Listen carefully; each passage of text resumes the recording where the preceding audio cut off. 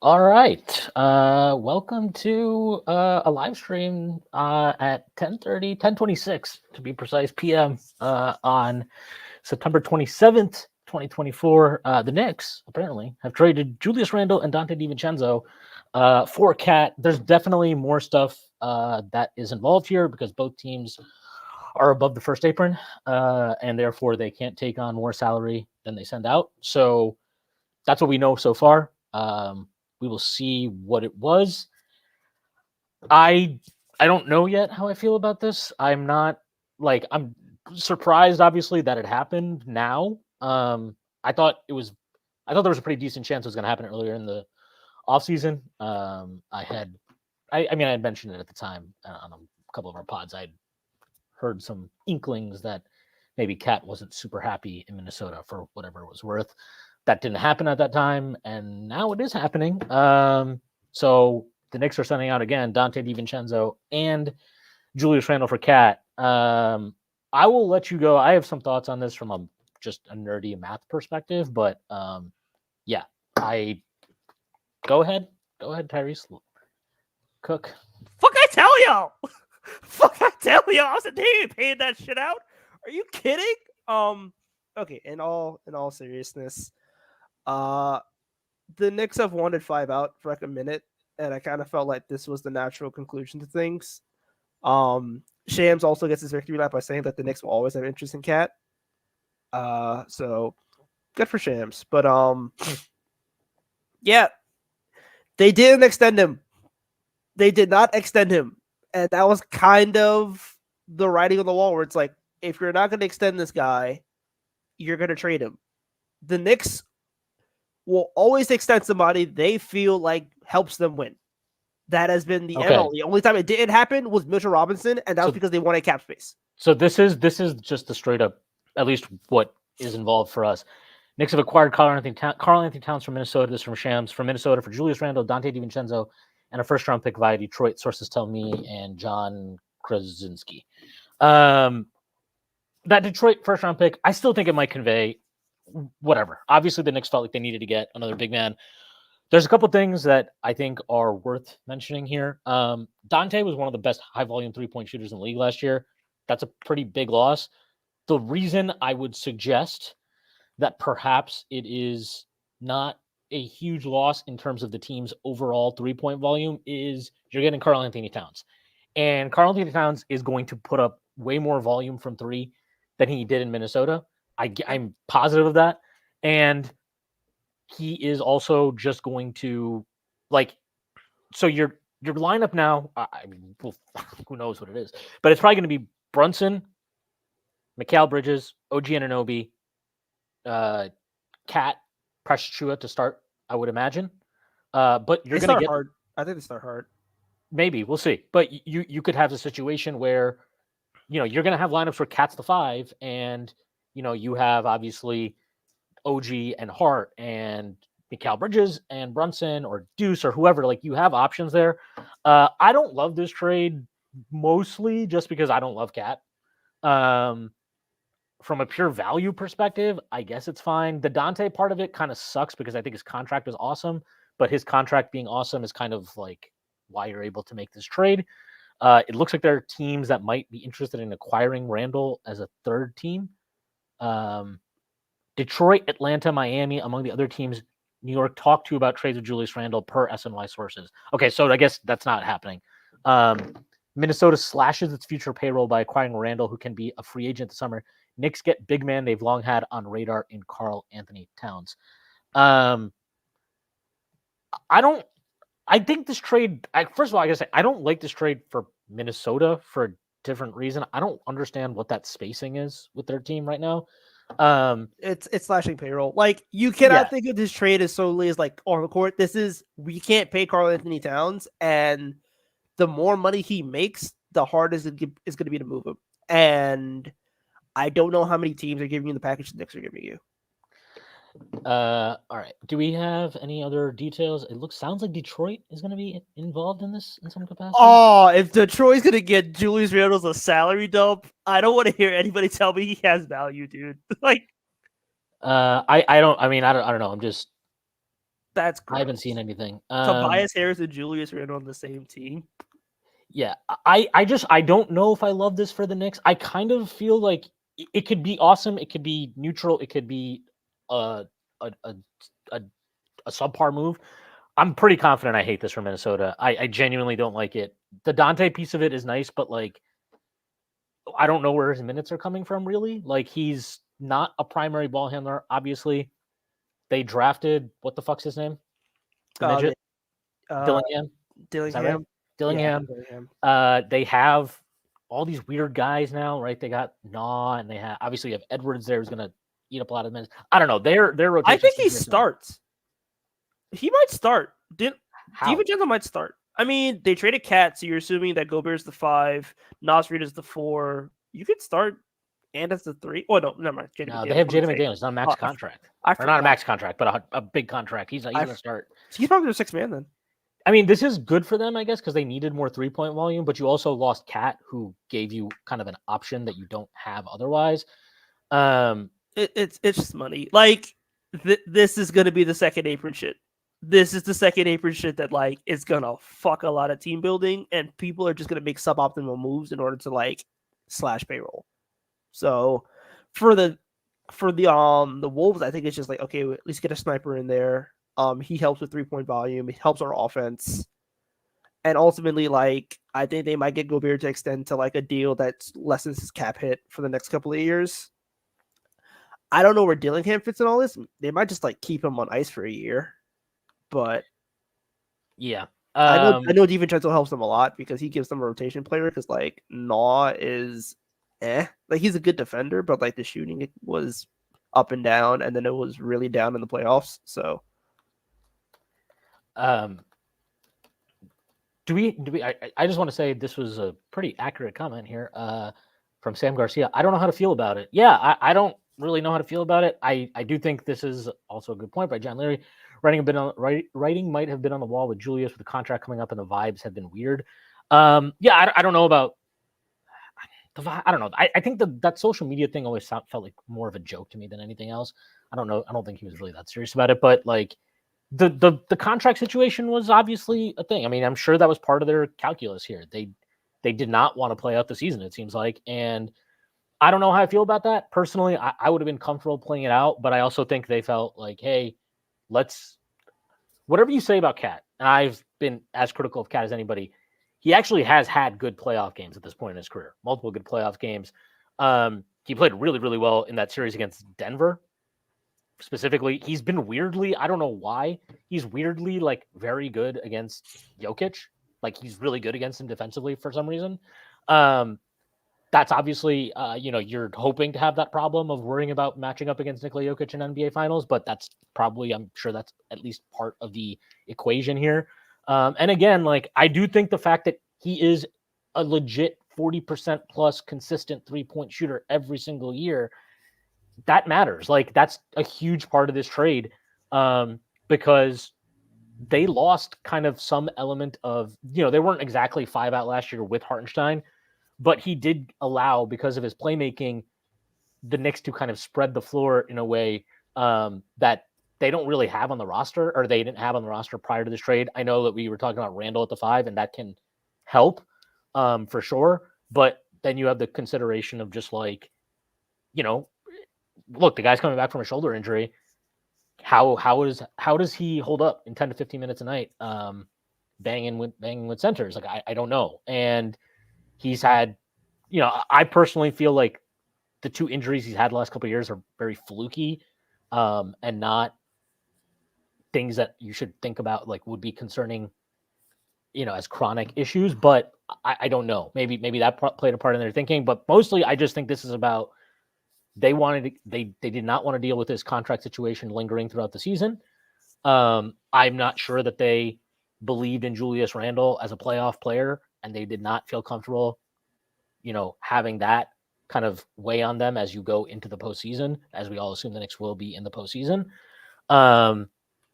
And that kind of is the motivation for the trade, I think. Yeah, this really just feels like money. It just feels like money, and the Knicks don't think Julius Randle on that next deal is going to be something that they can actively move. And I think if they're going to be a second apron team, I think they wanted some more like assurance from the center spot. And I think they wanted something more concrete in terms of being a positive towards Brunson. I think the Brunson and Randle fit is iffy because what does Randle do when Brunson doesn't have the ball? I know what KAT does when Brunson doesn't have the ball. He can space out at the top of the key. He can shoot that thing, and the Knicks will absolutely have him shooting that thing. Like, just imagine like 22, 23 Julius Randle, but Karl Anthony Towns. I think that's kind of the prevailing thought here, where it's like, oh, this guy can legitimately just like hit those shots, take those threes at volume, and hit them at a high percentage. And ultimately, Dante's coming off the bench. I do think that matters. Like, Dante's coming off the bench, and he's your seventh man. I mean, you could quibble about if he's sixth or seventh, but knowing that Josh Hart is on the roster, I think you could assume he's probably going to be seventh because Tibbs loves Josh Hart like a son. There's definitely something else going on here. I think Mitch might be going on this trade too. I just my gut, just a total hunch, not based on anything. The math just doesn't work here. I don't know how they're going to make the math work, but I know Deuce isn't going on in the trade. That's I'm pretty sure Bobby Mark said one name not mentioned was Deuce. Yeah, I think they really like Deuce. I think they think that there's a lot more to come from him, and personally, I tend to agree with that. Like the fact that he was improving at the end of last year into the playoffs. I thought he was playing his best ball in that first round series. Obviously, he struggled a bit against the Pacers, but I thought he was really good. I mean, people I'm not gonna say people forget, but you go back and watch that Sixers series, like he is coming up with huge plays in game 1, game 2, game 4, game 5. Like he has a lot of big plays down the stretch of those games. Game 1, you could argue he was the biggest factor in us winning that game in a lot of ways. So I think they're probably just internally very high on him. By the way, like we heard all offseason, right? Like, or not all offseason, but leading up to the draft, that they really liked Tyler Kolek and they were connected with Kolek all the way. Apparently, we know that Tibbs apparently was like a huge fan of this kid. We were kind of all wondering, like, where the hell is there any possible chance of him getting minutes? Like, well, here you go. Like, you have a chance of getting minutes now. So I don't know. I'm like, look, I'll say this. After the OG trade, I am now at a point where I am willing to sit for a couple days before I have strong takes. But yeah, I don't know. I don't like KAT. Like I've been pretty consistent on that, but yeah. Shout outs to is KAT Dominican or is he Puerto Rican? I gotta make sure I get that right. I'm pretty sure KAT is Dominican. Whatever. Huh? Yeah. No, I was gonna make a joke. Whatever. That's a bad joke. Yeah, I think the Knicks liked the offense. Not in theory, like what the Knicks liked was the fact that the paint was open with Hartenstein, well, somewhat open. Yeah. And now it's like you saw Brunson with KP in Dallas and how 5-out offense. And that was like not this good version of KP. That was before KP even got good again. Exactly. And Brunson's gonna have free paint touches. And Brunson was already a top 10 impact player last year, and now he's gonna have an open paint. That is that's terrifying, dude. One thing to remember, the Timberwolves were like, they were the other team that was in on Dante was picking between the Knicks and the Timberwolves last offseason. He's talked about it. It was reported at the time. So they wanted him. Yeah, they wanted him, and I think it's worth noting again, like the Knicks kind of doing him a solid and sending him to a place that he wasn't exactly anti going. Going. I wonder how that Villanova group chat is doing right now. I'm sure it is either Josh Hart making very inappropriate jokes or just dead silent. That would be my guess. Okay, so Karl Anthony Towns makes $49.2 million. The Knicks, between Julius Randle, which is 28.9, and Dante DiVincenzo, which is 11.445. So that's basically 40.2 or whatever the fuck it is. 40.3, 40.4, something like that. So there's $9 million I got to make up. Mitch is going somewhere, dude. Yeah, Mitch has to go. Mitch is going somewhere. Like that's it. There's no They question. can't trade Precious, and nobody else on the roster makes enough money. They have to trade Mitch. So where's Mitch gonna go? That's the question. And do the Knicks get compensated for trading out Mitch? I don't think they'll get compensated. They might get like a player or something in that I don't know. I can't like my math, like the math is fucking blowing my mind right now. Yeah, some other stuff is gonna get dropped. Okay, so Mitch makes 14.3. So if they assume he goes out in this trade, which basically he has to go out in this trade, otherwise there's no way to make the math work otherwise. So he's almost 100% gone in this trade.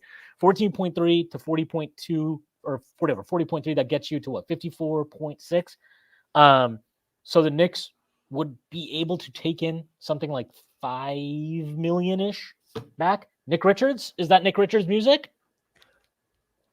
Is that Nick Richards music? That could be Nick Richards music. That could be Nick Richards music. Oh, that actually makes a lot of sense now, because now you get KAT and Nick Richards. But Nick Richards is actually kind of garbage. But whatever. I don't think I see. I think I know. I've Walker Kessler music. Nah, I'll take Walker Kessler music. I keep that. Let's leave the milk in Utah. I will like some Informer Snow from Walker Kessler. I will say, like, the Nick Richards thing is so weird because I've seen a lot of the Impact stuff that doesn't like him, but then like he's always on these like top 10 like B-ball index random things where he's like, oh, he's like top 10 in like rim protection, top 10 in like, you know, field goal percentage or whatever the fuck it is. I'm like, wait, what? And then what the EPM is in EPM is in the dirt, dude. It is, but like I also wonder if the Knicks are just like his EPM sucks because the Hornets suck. We'll fix him and he'll be fine. I genuinely think if you get Richards, I would feel I'm openly I've consistently kind of, for whatever reason, felt like Tibbs can unlock that guy. I've thought that way for a while. I would feel pretty okay if like you got back Richards. The Mitch thing is just, look, man, I don't really know what to say because he's obviously very good and very impactful when he plays. He is last year. He was really bad finishing around the rim. Like, so that's a pretty clear sign of declining athleticism. He's constantly getting hurt. And you can't depend on him. Like, you just cannot. As good as he is, as good as look, we all saw what he did against Joel Embiid last year in that series. Like, we don't win that series without Mitchell Robinson. We don't win the series against the Cleveland Cavaliers maybe without Mitchell Robinson. We probably do because we just owned them that year.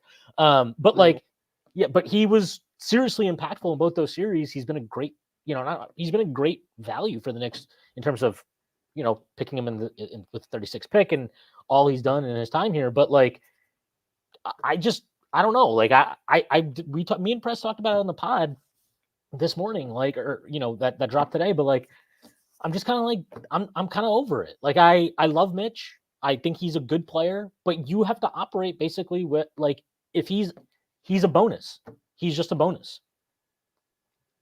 Yeah, like you need more health out of the position. It will be interesting to see what happens with Precious, though. I will say that will be interesting. Also, Marcus Morris, rotation player, question mark? He might be. Marcus Morris is definitely going to see a little bit of burn. He's probably ninth man right now. I'd assume so. Because I'm assuming it depends. Now, it depends on what the final version of this thing is. I wonder. Somebody tweeted this: if Detroit is the third team, then Beef Stew could be in play for Mitch. I don't know if the money. I don't think the money works. Right? It wouldn't work. We'd have to send out even more money. I don't even know how that's possible. And plus, like, they can't trade bees yet. No, Beef Stew. Beef Stew. I thought you said bees. I was like, why do we want Malik Beasley? But I was like, damn, you lost it, bro. Like, nah, that's gross. I don't want to fucking Malik I am completely fine with this trade if we can get Malik Beasley. That's the one thing I will say. Yes, I love Malik Beasley fans here at the Strickland. So Isaiah Stewart makes $15 million. So what did we say? We said Mitch plus the money was like 54.3. So if you added Stewart to what the Knicks already have incoming, that's like 64.2. It's literally, there's just no way to make this work. There's no way to make it work unless you trade Mitch. Yeah, well, no. Even if you include Mitch, it doesn't work. It doesn't include. Okay. It doesn't work with. So You'd the have only to. include Josh Hart. That's it. Like, and that's not going to happen. That's not gonna happen. And that would be insane. That would actually be insane. If they trade Josh Hart, Dante, and Julius, and Mitch to try to make this work, like that, I would probably have to find Brock Aller in the alley somewhere because that would just be gross. I guess we should just talk about like the positives of KAT. Yep. Because I think like on the surface you're like, why would the Knicks do this? But also, there was a real question of like who's manning center minutes for this team.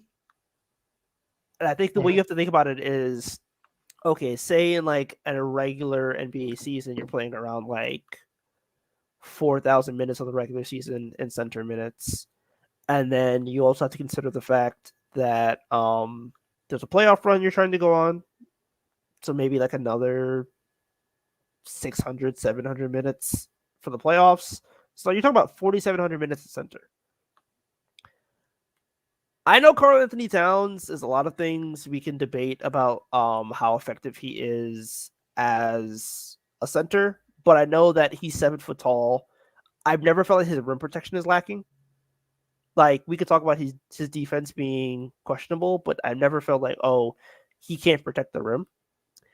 And also, if you are going to acquire Karl Anthony Towns and have him in a position where he is playing the center, this is probably the best situation you could probably put it in.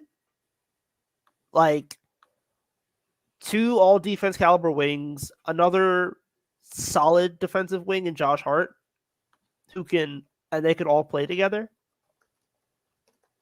And now like Josh Hart makes the lineup. Like, also feel like this works out for Josh Hart really well because now his spacing issues aren't as prevalent as they would be in like Julius and Mitch and Hart. And now it's like, okay, it's just if Hart is your only whack shooter or non-shooter on the court, you're a lot more offensively viable. And you still get the benefits of Josh Hart.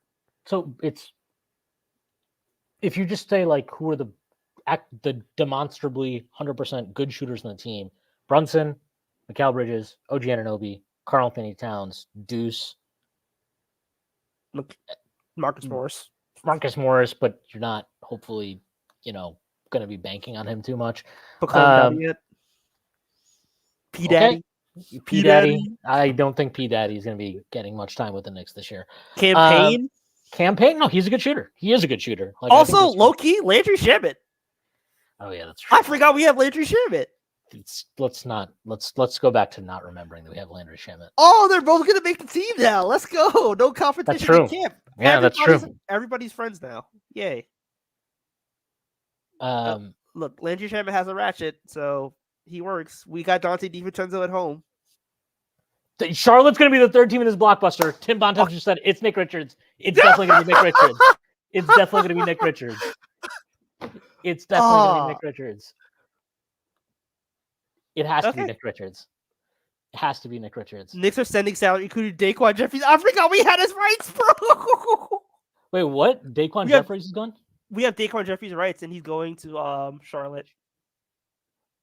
So the money still, like, I'm still trying to, dude. I wonder if there's like a fourth and team draft or something. Compensation. What are we sending? What draft seconds. Compensation? We sending probably seconds, yeah. Or it might just be that fucking the fake. The Washington first. Yeah, whatever. They'll take the seconds. Did you see that? Did you see that quote their GM had yesterday or whatever at like their media day? No, I didn't see it. He's like, yeah, we're still in the deconstruction phase of our rebuild. I was like, yo, deconstruction is crazy. Okay, Knicks are sending salary, including Daquan Jeffries and reservations, Charlotte, a 3-team deal. The math still doesn't work. So there has to be something else happening here.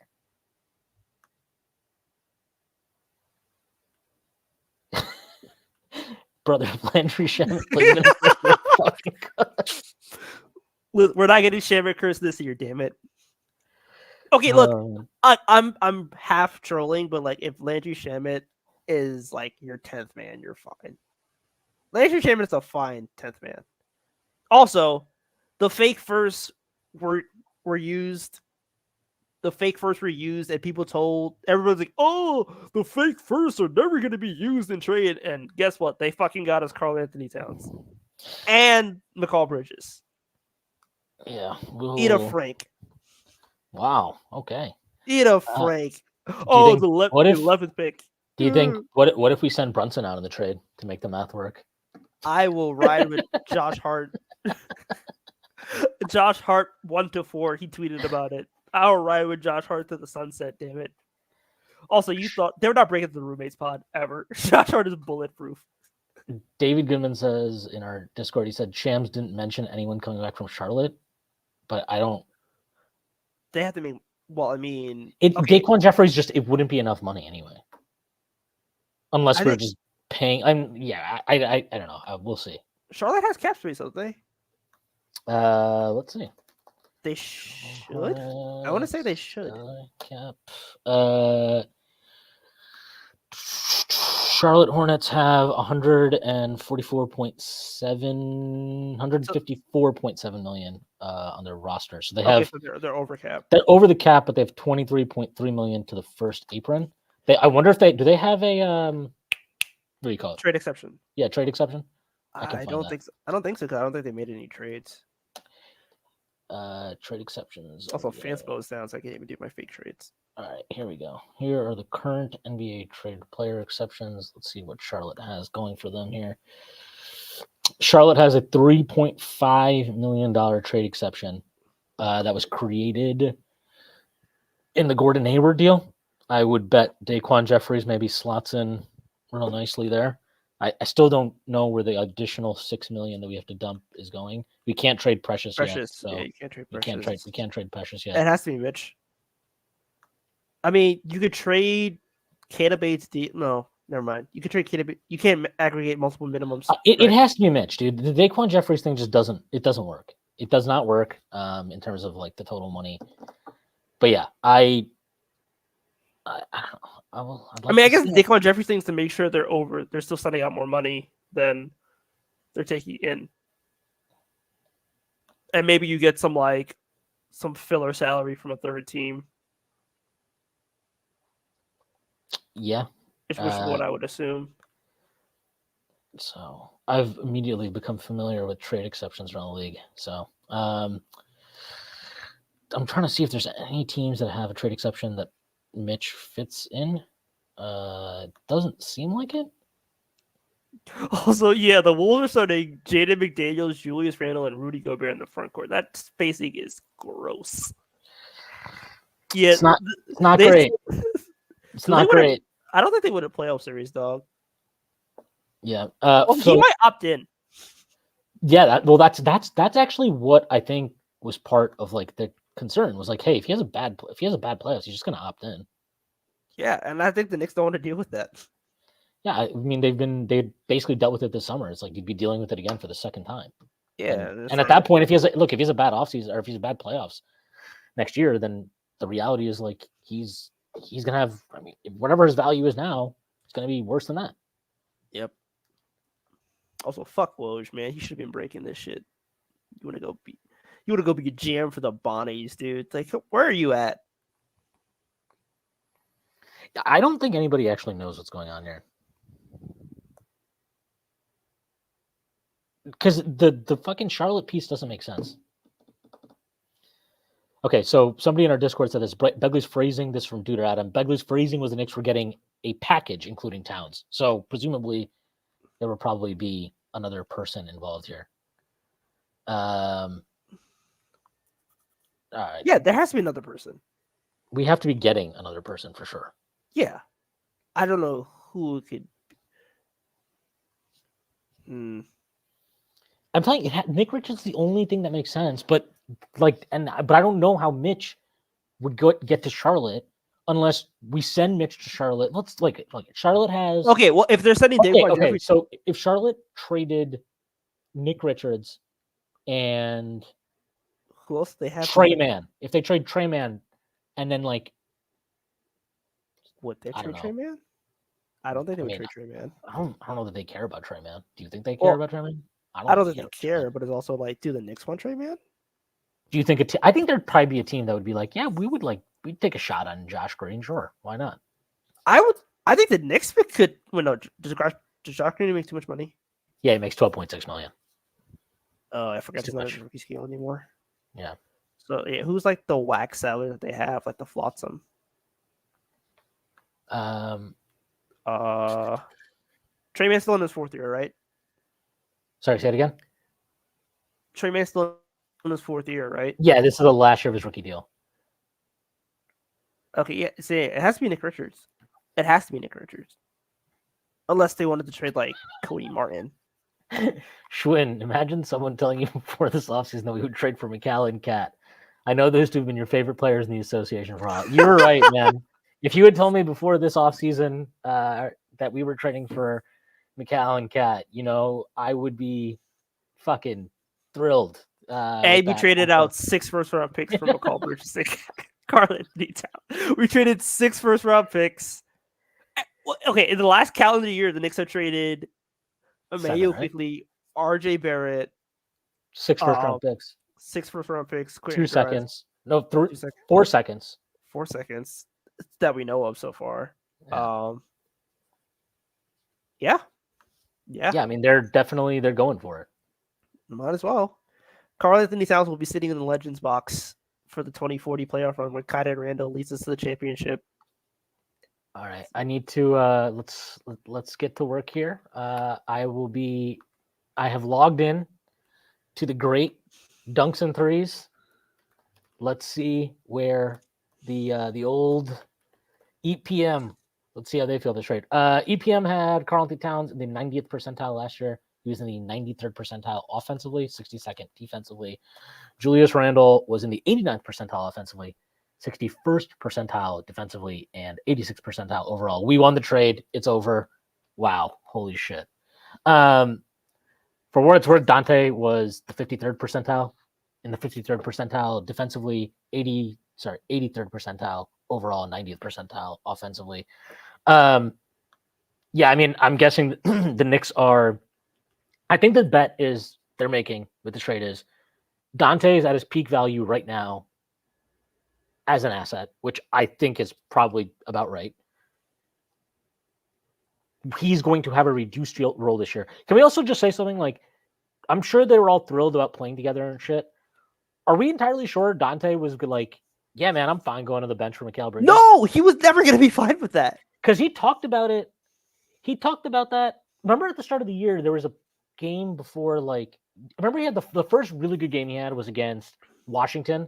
We were shorthanded and he got to start that game and he balled out. And I remember after that game, they asked him something about it. And he's like, they were like, was it fun to start or whatever? And he's like, yeah, it's always fun to start. I'm not going to lie. He said something like, I'm not going to lie. Obviously everybody wants to start, but I'm just doing what I need to do for the team. I kind of wonder. I kind of wonder if he was just kind of like, hey, if I'm gonna be going to the bench, I might not be too thrilled about that. Just letting you know. I wonder if that's part. I mean, I'm total speculation. I don't think it's the bench. I think it's just going from the role that he was in to 30-minute a night starter, and then you have your best season of your career, and now you're gonna go back to 18 minutes a game for the foreseeable future, because you could talk about depth as much as you want to. We know how Tibbs plays his starters. When the longest played lineup of last year was the starting lineup before the OG Anunoby trade, you kind of have an idea of how Tibbs is going to play his starters. And it's all those guys are going to get 30 minutes a game. And in the case of Brunson and before trade, Randle and stuff like that, those guys were going to get a ton of minutes. And then you have Josh Hart, who, again, is probably going to get more minutes than Dante. So Dante's your 7th man, and you're paying your 7th man $11 million. At that point, it just becomes a value prop. And it's well, what are we going to do with this? I really think what? Jericho Sims summer finger punching the air. Yeah. Jericho Sims is the biggest loser of the offseason. I think I put out something today about I think Precious, I'm fine with him starting in center. He's played well or whatever.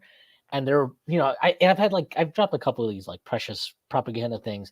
And there's always a couple people that are like, yeah, like, I think Sims is gonna be, I think he's gonna have a good year too. And I'm just like, I just leave a, watching. I just look, I just leave the like and I keep on pushing. I'm just like, yay, do what you do. This is from Brian Benjamin. Thank you for the super chat. We lost an A+ shooter and a decent defender. We got an A+ shooter and a solid when he wants to be defender. I mean, this is absolutely true. One, I will say, I've consistently been lower on Dante's defense than other people. Like, I think he's a fine defender. He gambles. And yeah, he gambles a lot. And he's not great at the point of attack. He just dies on screens. He's a smaller guy. It's very reasonable. He's not great getting around them. I think he's a fine defender. I don't think it's huge loss defensively, to be quite honest. And it could actually be a plus if it means Deuce is getting more minutes, because I think Deuce is definitely a better defender than Dante. And the shooting element is like, there's a difference, but like, and I don't want to minimize this because I've talked about this and I stand by it. Dante last year basically had like a Klay Thompson level shooting season. Yep. Like prime Klay Thompson level shooting season. Personally, I don't know. I can't say that he's going to have the same. He would replicate that, but I was very comfortable with the idea of like Dante is going to be a nuclear shooter for the foreseeable future. We have not had this element of front court shooting since trading Porzingis. Has not existed on this roster. The 1 year we had this, it was this is better than whatever Porzingis was, because Porzingis was just as a shooter specifically. Porzingis was a shooter, but like he didn't take the volume the volume was really never there for Porzingis. It was like he sucked at twos and he took a lot of twos, but yeah, this is a different level of shooter. Yeah. Yep. And my prevailing thought, I also should say this, like my prevailing thought is, if you watch the Celtics in that playoff run and the Pacers, when they played the Pacers, what really hurt them was the fact that like it was just 5-out spacing. It was 5-out spacing, and the Celtics could like barely keep up with the Pacers offense, and that was with Haliburton out for fucking TJ McConnell. And TJ McConnell. Like, I do think there's a world where like the Knicks are the best offense in the league. I think if you're giving me like odds on Knicks being best offense in the league, if not like at least top 3, like they're pretty high right now, because the Knicks are going to be running out an insane offensively potent lineup. So I think this is the formula. It's like you got to be able to match Boston in terms of like being able to shoot threes, because they have 9 guys in the rotation can shoot threes, and they have a stretch 5 in Porzingis and stretch 5s in Horford who could like actively get them up on volume. And this is the closest thing you're gonna get. Yeah. Sorry. I'm trying to. There's like a lot of things going on here. This is a great username, by the way. Shout out to you, Darwinian loser. Taj, also on the Hornets. Unfortunately, Taj is not trade eligible yet. So if we want to wait until December 15th to make this trade, then we can trade for Taj. Nora says, here's how we got here. Eric Adams indicted. New York trade T-Bone Randle for KAT. Leon Rose was really upset about it. He's like, I voted for you and everything, man. Turkish Airlines, are you kidding? Yeah, this is from Shervin Mobasheri. Apologies if I did not pronounce that correctly. Thank you for the super chat.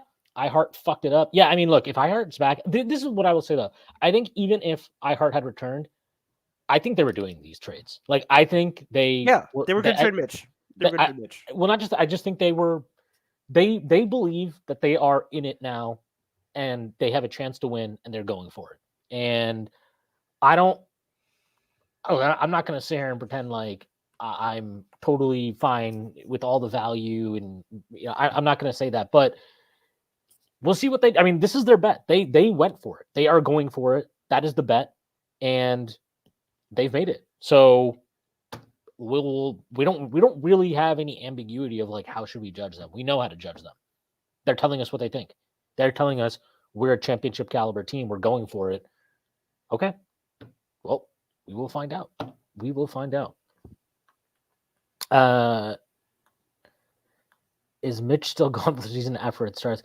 Look, we're still trying to figure out the math here. It just doesn't work the way it's being reported. I think Mitch might be out in this trade too. Yeah, he has to be. He has to be. Because It's just, yeah, we know Charlotte's the third team. Oh shit, let's go. The Zodiac GM likes this trade for us. Loves the synergy of our roster now. Yes. We're winning the championship.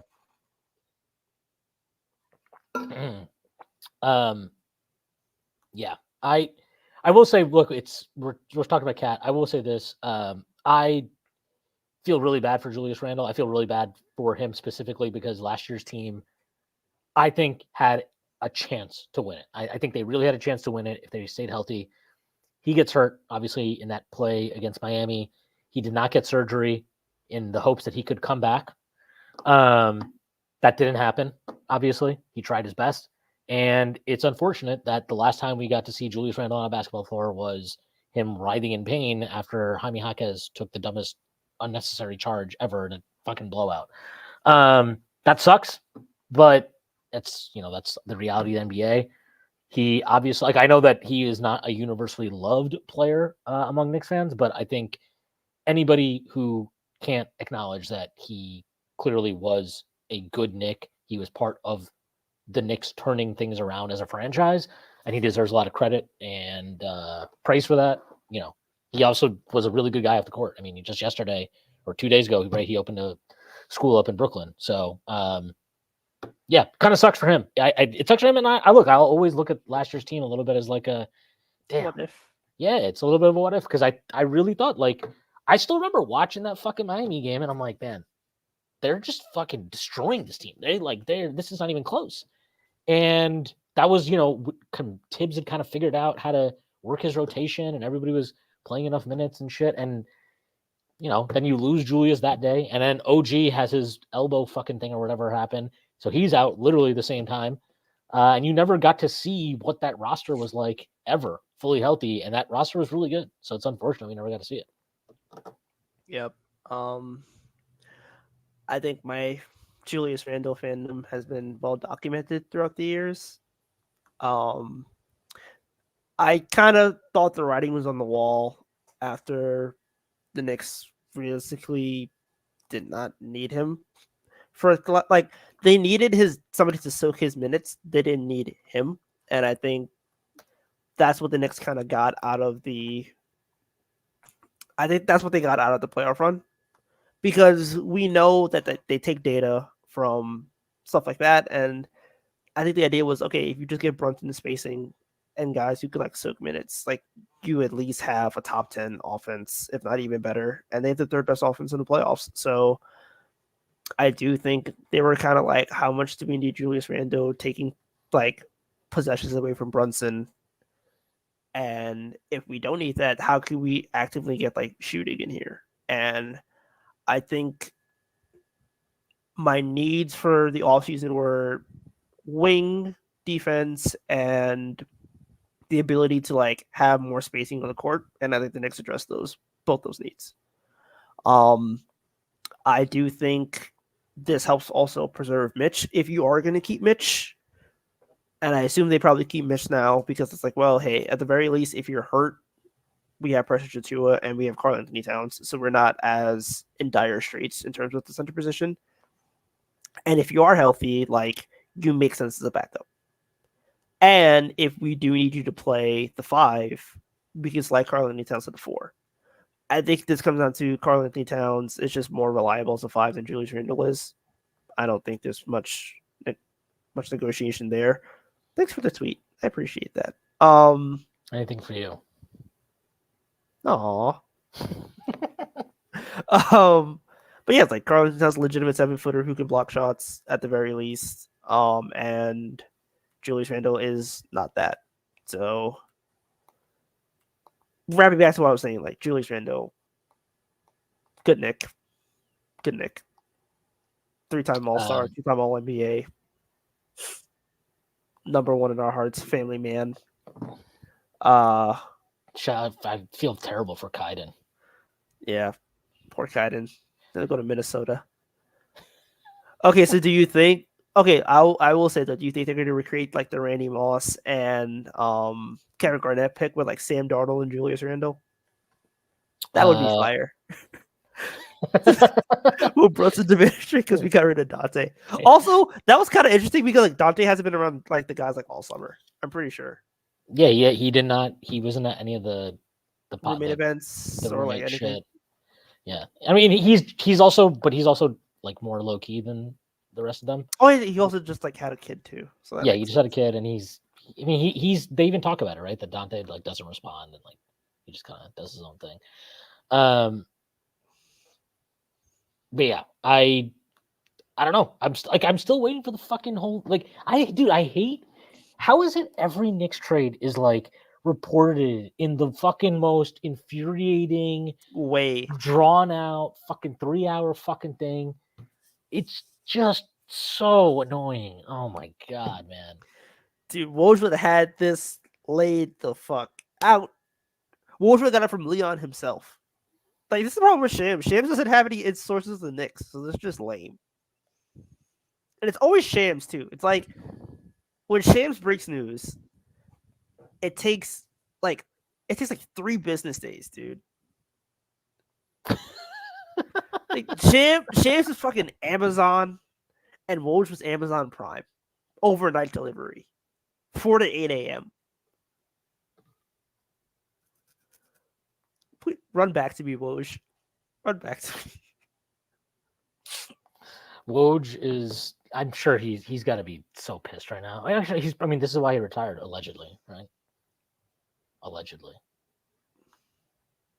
You think he was Oh, just like you think he found out that they were going to trade they were all right.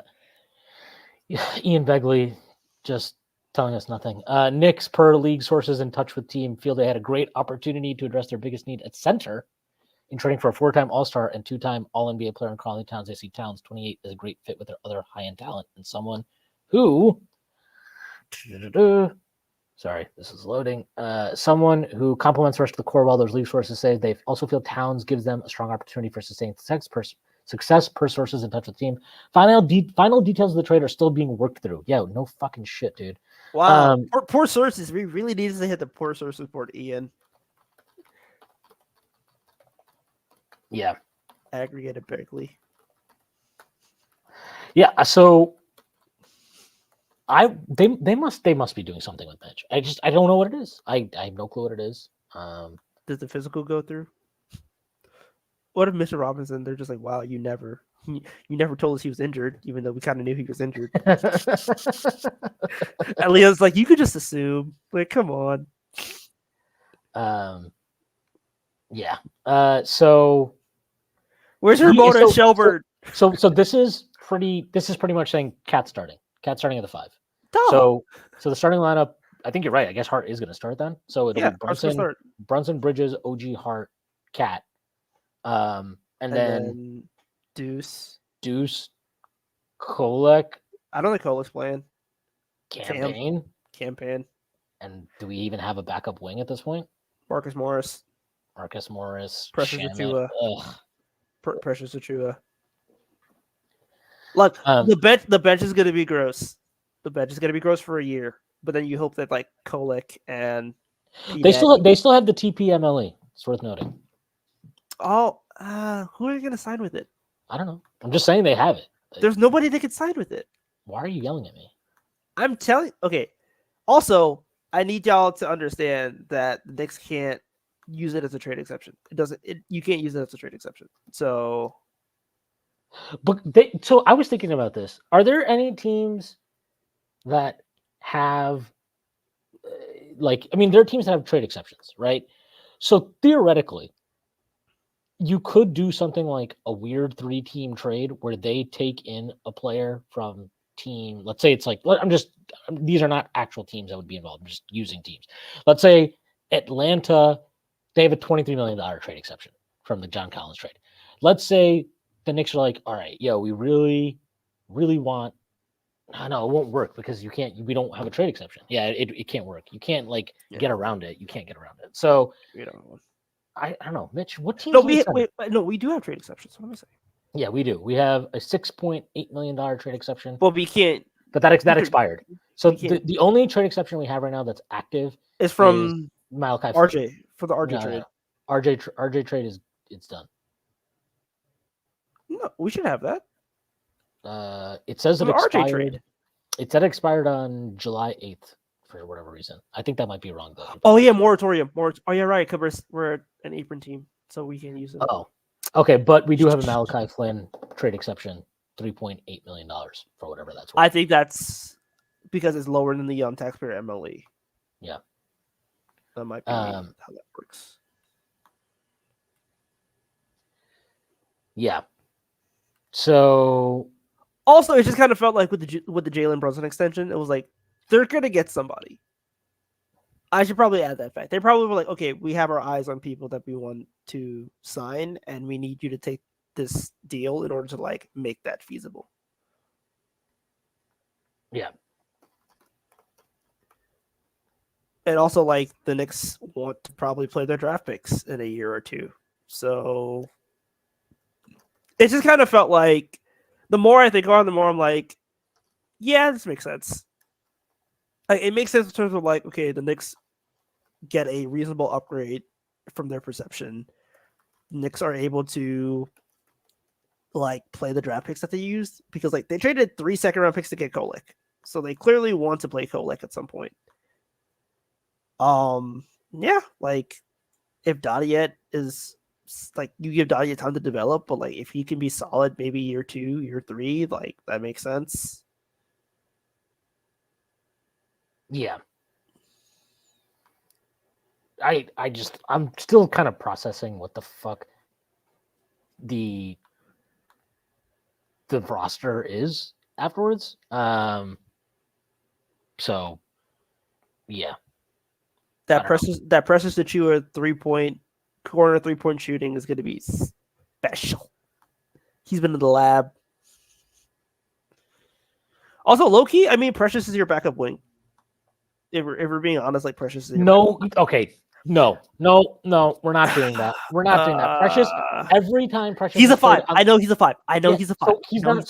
So he's not a wing. So okay, but he's going to be guarding on the. He's going to be guarding on the perimeter. Shut up. He's guarding on the perimeter. That's what I meant. Shut up. You know I'm right. You know I'm right. No, I don't think you're right. I don't think you're right. I think he's fine defensively at the 5, especially against backups. I know he's fine defensively at the 5, but also I do think they're going to try to use him defensively at the 4. Tom Thibodeau, baby. By the way, get ready for a lot of Josh Hart as the roll man. Get ready for that. That's gonna happen. Good. It was supposed to happen. We saw the play. Dude, what the fuck is Ian Begley saying? Daquan Summers is expected to get a new contract to make the math work. Daquan Summers is definitely not. That's not a person that has. Yeah. Yeah, all right, Begley. Yeah. The Begley Central. What else can I think of? Legion Begley, because he's just an aggregator account at this point. Khan, get in here. Oh, do I have to add him? I have to add him. 1 second. Or is he here? Oh, no, he was typing in chat. This is from Nicholas Jackson. KAT is a major upgrade from Randle. I'm sorry. I don't know from a space perspective. Yes. No, yeah, 1-for-1. I actually think personally, I think Randle's better, but I mean, look, that can go. You can debate that. People can debate that either way. But yeah, I do agree that like the kind of the synergy of the whole group works better with KAT. One thing I will say, and I stand by this, I am a little bit worried about I think you're still asking a lot of Brunson as a playmaker, and I am worried about that. I think you're putting a lot on him. I know KAT can score. Obviously, we all know that KAT can score. He's a much better low post scorer than Julius Randle. He's actually one of the better low post scorers in the league.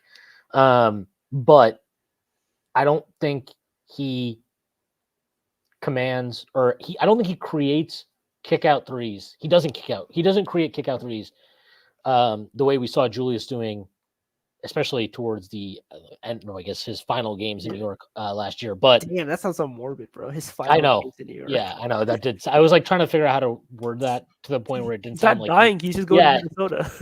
like he died or something. No, Julius Randle is still with us in the world, just not in New York. But yeah, I think that is a concern to have. But again, this could be a thing where they're like, we don't think Mikal Bridges could do that we don't think Mikal Bridges was suited to doing that in Brooklyn, playing off of or playing with Cam Thomas. We think he's capable of maybe doing that, providing some level of shot creation as a 2 off of Jalen Brunson. But yeah. This is from Retro. KAT post creation and Mikal doing some. Is it Mikal or is it Mikal? It is Mikal, right? Yeah, it's McCall. Mikal. No, they call it McCall. It's Mikal. whatever. He's Bridges. Yeah, Mikal. Doing some secondaries more than fine in my opinion. OG was creating at the end of the playoffs too. OG is just the funniest person ever, and hopefully his his ability to stay healthy will sustain and endure this season. We will need it somehow, some way. This from Nicholas Jackson again. We top 4 in the East, bro. Yeah, I think we are a top 4 team. And personally, I don't know that it matters where we end up, but like I think when you're talking about the playoffs, you talk about a starting 5 and whatever. This starting 5 feels more formidable than whatever the starting it just feels a little bit more cohesive, I think, than what the starting 5 going into the season that we had projected prior, kind of how it projects into the playoffs. And obviously the center situation was really weird, right? Because Mitch was hurt, and yeah, I mean, Mitch was hurt. Precious is now your starting 5, and then we were talking about like, oh, Randle can play 10 to 15 a night at the 5, and I don't know. It's tough. What's up, everybody? What's up? What's going on? So this dropped while I was grocery shopping, and the whole time I was like, grocery shopping at 10 p.m. Respect that. I respect it. Yeah, see, I mean, Trader Joe's at 10 p.m. goes hard. Tyrese. I mean, look, Tyrese was out on Randle. He knows about the Trader Joe's. You know, this is a great night for him. I was just running through the bench stuff as I was, looking around the supermarket, and then I came on here and heard you guys talking about it. Is it crazy to think that Marcus Morris as like a 9th, 10th? He's not. No. Yeah, he has to be. He basically is now. Like, I don't even think that's not bad. Like, he was playing legitimate minutes for Cleveland. Yeah, like Marcus Morris, yeah, bare minimum can shoot the rock, and that's all we kind of need you to do. Hey, can you shoot the basketball at a high clip for 15 minutes a game? I think Marcus Morris is very capable of doing that. When it comes to the Kolek kind of conversation that you guys are talking about, I don't think like campaign factors into any of this bullshit. I don't know if you guys brought him up. I think campaign is playing. Campaign is playing. He's playing over Tyler Kolek? Yes! Tom Thibodeau is not going to trust a second-round rookie with rotation minutes. And campaign at the very campaign center or campaign salary is actually like personally, I think he's like trade fodder at some point. No, he's got a high number. No, it's not. It's not a high number. It's not a high number. It's like 3.1, 3.2, right? No, it's 2. He's a regular Batman. The salary you're thinking about is Keita Bates-Diop, because Keita Bates-Diop's actually. Oh yeah. So what I'm hearing is, did we pass the apron on this? I have been. No, we didn't. We can't pass the apron at all. So we can still aggregate contracts. Yes. Okay, there you go. Yo, Tyrese, check out Mikey Cooks' last tweet. It's Mikey Cooks wildin'. Mikey Cook going from number 1 Randle defender. His biggest hater. Tyrese, what again? Yeah, duh. Like, y'all get so shocked at this shit. I win all the time. Like, why are y'all surprised? Tyrese, you're winning literally- involves, actually winning on the floor, though. You have to do that. Tyrese is fucking prime Mayweather, dude. He hasn't been beaten in a long time. He's undefeated right now. And I have the receipts as to much prove as it. it That's the funny bothers me part. to say that. By the way, this is a great Kevin Oh. O'Connor. The way this guy's fucking brain works is amazing. You mean I just Sports Zone? Yeah, I just hope the Timberwolves feed Nas Reed 35 minutes per game. I believe in Nas. Here's the follow-up tweet to that.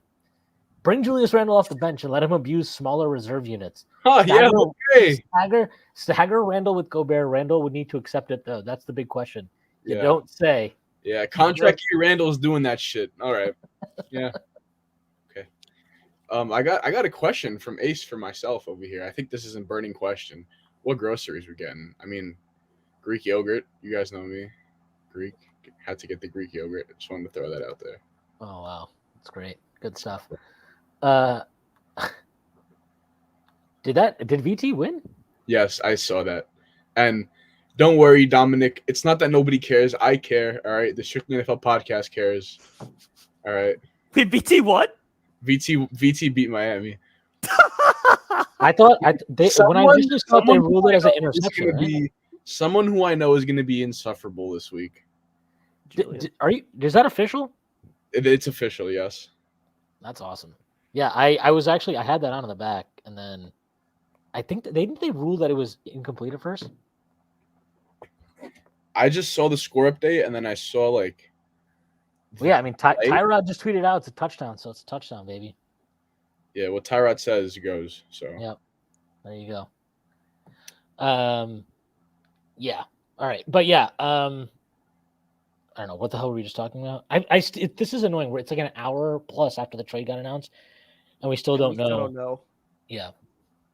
So when they said that it's not. Oh, here's Ian. By the way, yeah. DiVincenzo was a sticking point in trade talks between New York and Minnesota. Minnesota became very intrigued once DiVincenzo became a realistic option per SNY sources.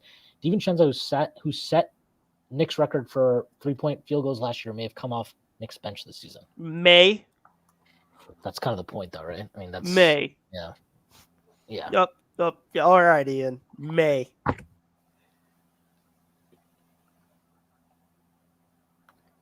Yeah. May.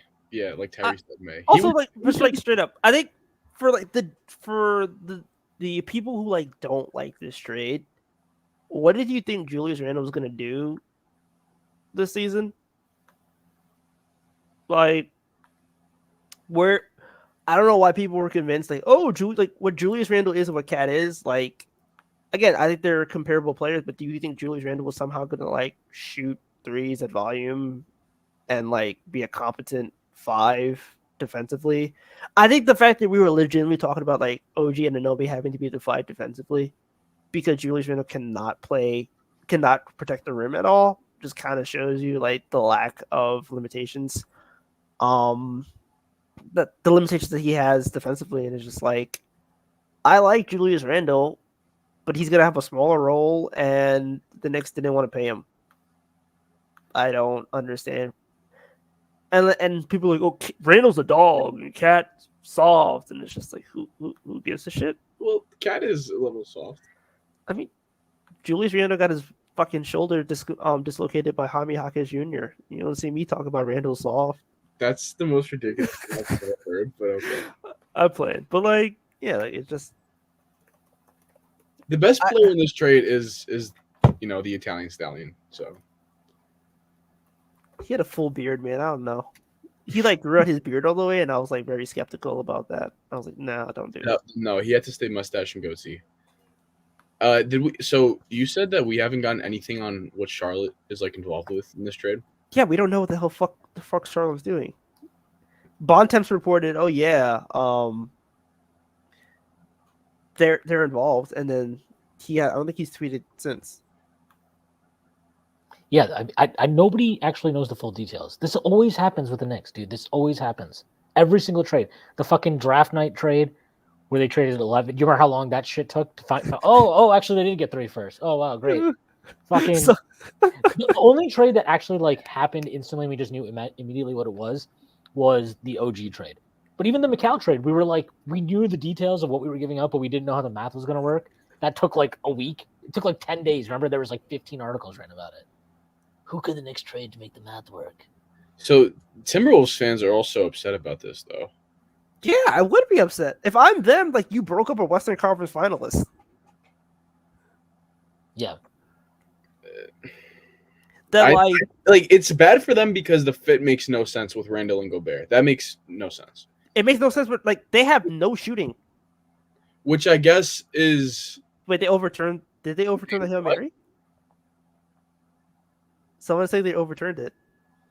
Miami won. that's what I'm saying. I think it's I that's what I saw, but I don't know. Let's see. how could they? When I turned it off, it was like official, and then now they're overturning it again. I have no idea. ESPN app still hasn't updated because they have no fucking clue what's going on. So And the funniest thing is the headline is just Knicks finalizing trade for Towns on their homepage.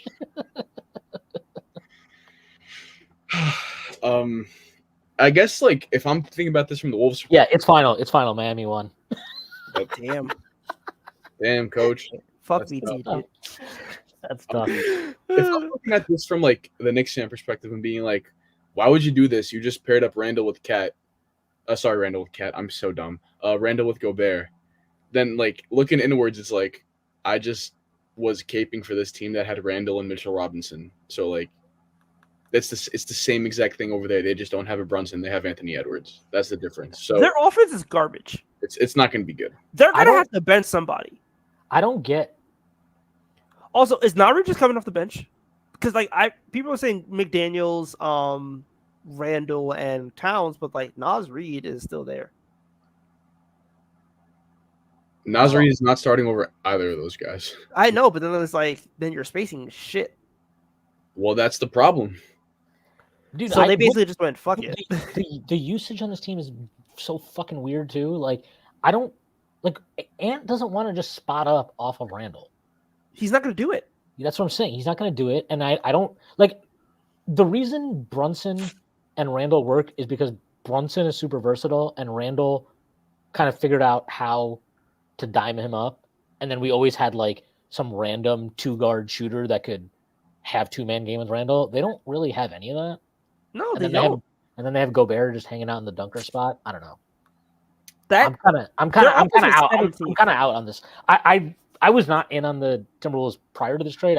I thought like the offense was just so limiting, and I'm sorry. This whole like, oh well, Dillingham's gonna be this like dynamite guard, and he's just gonna eventually take. I'm like, yeah, the dude is like built like me. Give me a break, dude.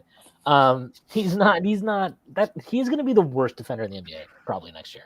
That guy is fucking garbage on defense. He's getting roasted in summer league. Who is this? Rob Dillingham. Oh, okay. Yeah, dude, he can't play defense. Yeah, he's literally like he's like a midget. You're better off putting like a chair on the court and dribbling around it. That's better defense. The chair that like Yao Ming worked out against. But yeah, like I think this trade just the fact that one of the highlights to the people that they're making is like, oh well, we slashed payroll and we got the Detroit first round pick. I'm just like, all right, buddy. All right, yeah. But, yeah, like you clearly could tell what their motivations were for doing this trade. Coach Rodriguez. I was not on my phone the whole time. We gave up a first. The Detroit first. Okay, sure. I don't really have thoughts on that. It's just fucking weird. I will say though, Julius Randle let Anthony Edwards one ball. Ah, that's gonna be special. The first time Julius Randle like waves off Anthony Edwards. Dude, they're gonna be just like running halfback dive into the paint with those two guys. Yeah, you kind of have no choice because everybody's just gonna go and sag off. Yeah. And McDaniels isn't even a knockdown shooter. Like They have their best shooter is Dante DiVincenzo. Yeah, that's why. He's not starting. That's why. How is he? Wait, he's. Yeah, because you can't take off Conley. So yeah, he's still gonna be off the bench. That's fucking. He's crazy. still gonna be off the bench, and they have Naw too. So like, it's just Naw not gonna play. I mean, is Naw good at basketball? Naw's like Nah. for the regular season. Okay, that was Yeah, good. he's fine for the regular season. But like Yeah, I think their best lineup is absolutely Conley, Dante, Anthony Edwards, and then Randle and fucking Gobert. Gobert. Yeah, that's their best lineup. But then it's Sure. also Jaden McDaniels like is not going to play. Schwinn underselling the defensive versatility of his wide-ass shoulders. Damn.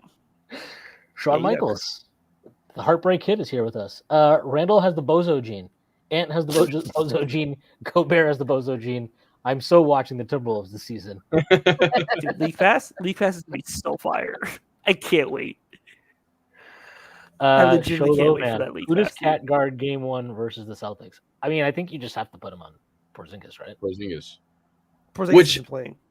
Which, by the way, I don't know if you guys. Oh, that's right. Porzingis isn't playing. I don't So know if you Horford. guys, said this, but excluding Wemby because he's not on a contender yet, the Knicks absolutely have the best shooting 5 in basketball now. Yeah, we can talk about it. We talked about that earlier, but yeah. I mean, you're gonna run out of lineup at some point with Brunson, Deuce, right, and then it's gonna be Mikal, OG, and KAT. Like, is that the best shooting lineup in basketball? Yeah, you have 5 shooters who can probably top 40%. You have 5 guys who are over, and then 3 of them are doing it off. Like, KAT can do it off the dribble, Brunson can do it off the dribble, Mikal in spurts did it off the dribble. Like, I think it's just more like you have a bunch of guys who, if all 5 of them shot over 40%, I would not be surprised. this is the most insane comment ever. Sean, go back to booking X. Hey, chill. Sean's NXT is fire. It is respect. We love Chase U.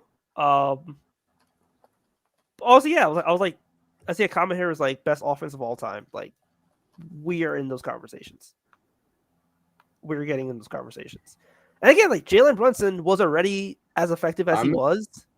The Knicks had the second best offensive rating in the playoffs last year. Yes. And now Jalen Brunson has free paint. And if you want to double Jalen Brunson, also, I know I commented this before I hopped in here, but like the Precious lineups are instantly like way more appetizing.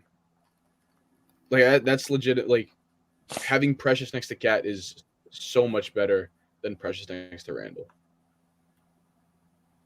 Yeah, again, that facing is better. I was actually pretty confident. I was still I'm on the record with this. I literally talked about this on a pod less than 24 hours ago. But like I was always very intrigued with like Precious next to Randle and OG. I thought that group had like a very interesting dynamic. But I think KAT with those guys is fine too. Probably better in terms of pure spacing. The swing factor in this trade is going to be what we use that. We still have the tax pyramid level, correct? Yeah, we have the tax pyramid level. I don't know. Yeah, I would be surprised if there's anybody that's good enough like to use that on right now. Like the remaining free, like we fucking every day we get an NBA Central tweet about Markelle Fultz is still a free agent. Yeah, he's not good. He's bad at NBA basketball. That's why he's not fucking signed for anybody in the league. Bro, I think like Thomas blowing So the Knicks can't sign anybody that gets bought out over the mid-level exception. Is that correct? Yeah. So I wonder if there's some vet they have their eye on.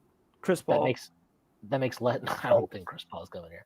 We also don't need another fucking point guard, man. I wonder if there's like a vet that they think maybe would agitate or get a buyout making less than that they could pick up with that tax pyramid level. I wonder, maybe. Yeah, Chris Paul.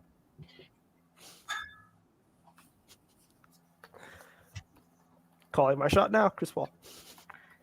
Okay, you can call your shot. Yeah, he signed $11 million for a reason. Chris Paul. Okay. And we are going to get another CAA client. Another one of Leon Rose's favorite people. Okay. I would be very against that because I have no idea what the fuck we need another guard for. But vibes. Okay. Also, Chris Paul and Marcus Morris. We would lead the league in instigations for 48. I really look forward to hopefully never having to root for Chris Paul. One of the biggest fucking losers in the history of the NBA. Hey, respect Chris Paul, dude. Fuck Chris Paul. I'm not gonna respect that fucking piece of shit. Fuck him. I hope he never wins shit. Unless he ends up on the Knicks, then I'll have to take those words back. Exactly. You've had to take a lot of words back the last year. All I'm saying. I haven't. Just embrace CP3. Do you understand that like the Knicks have to actually like win for me to like be wrong about some of this stuff? Anyway, that's how that works. That's how that works. Whatever. Also, I would assume they're probably going to trade KAT up. I'm pretty sure you can. It's been how many days has it been since the trade? It's been 2 months. So they could probably trade him now. Yeah, they should be able to trade him now. Yeah, because so that's another 2.6, and then they're going to use Daquan Jeffries. They still have his cap hold. So then Daquan Jeffries, not Daquan Summers, correct? Yeah, Daquan Jeffries. I don't know where the hell he got Summers from. What? What? Who the fuck is Daquan Summers? Ian Bagley. He wrote Ian Bagley. You were Daquan. I'm like, who the hell was the Summers part? Like, who on this team was named Summers? Nobody. Okay, but yeah, so they have Daquan Jeffries cap hold. They have to make about like $8 million. Okay, I'm gonna go down the list of like maybe guys for the TPMLE. Gordon Sure. Hayward, probably not. He's retired. Please. Oh, no. he retired. Yeah, he retired. That's right. He retired. Davis Bertans is available. Okay. No. No, he has signed a training camp deal with the Warriors, I think. Yeah, he did. Is Spotrac on drugs? Yes. So then why are all these guys okay? I'll just list off names and then we'll see like what is like holding up. Jetty Osman. No, I think pretty sure he signed in Turkey. Yeah, he didn't want to be here. Dude, all right, I'm shutting this fucking. No, but Osman is still okay because he he would be available theoretically. He's actually a free agent, I believe. If he has an NBA out, I think. Yeah. I'm not gonna say Evan Fournier because he signed in Greece. How special? Yeah, I'm pretty sure like all the guys that you're listing are probably Jake Crowder. Ugh. I don't want no boss man 99. We got Reggie Bullock. Don't give Tibbs any options. He'd be like, yes, Reggie, the bully. bully. Let me see where Osman signed. Because somebody said he just Greece. Panathinaikos or something. Oh, he did. Dude, Panathinaikos has a super team now. Jesus. Oh, Karl, I didn't even know Karl did not tweeted. Just ... Yeah, that was right before the trade broke. We should have known. Damn, dude, this was fucking crazy. I don't really know what to say until I get all the details here. So there's really nothing else. It feels like in my gut, the only reason that Charlotte would be involved is because we worked Nick Richards into the trade. That feels like the reality of it. Like, I don't think the Knicks let them in on the trade to like get some type of positive return if we're not getting Nick Richards. Yeah, it has to be. It literally has to be Nick Richards because I don't know how else they make the money work otherwise. They can't aggregate minimums. The only minimum on the team that is like worth it in trade is KAT Diop. I don't think they would trade Jericho Sims just because he has no fucking value and you can't aggregate him anyway. And if I'm going to trade a minimum, I trade the extra $600K. And then it has to be Mitch. And they have Daquan Summers, quote unquote. Good player. We got Terry Johnson and Daquan Summers, dude. But yeah, like look, the best part about KAT is his tweet calling Embiid a bitch. he'll fit right in.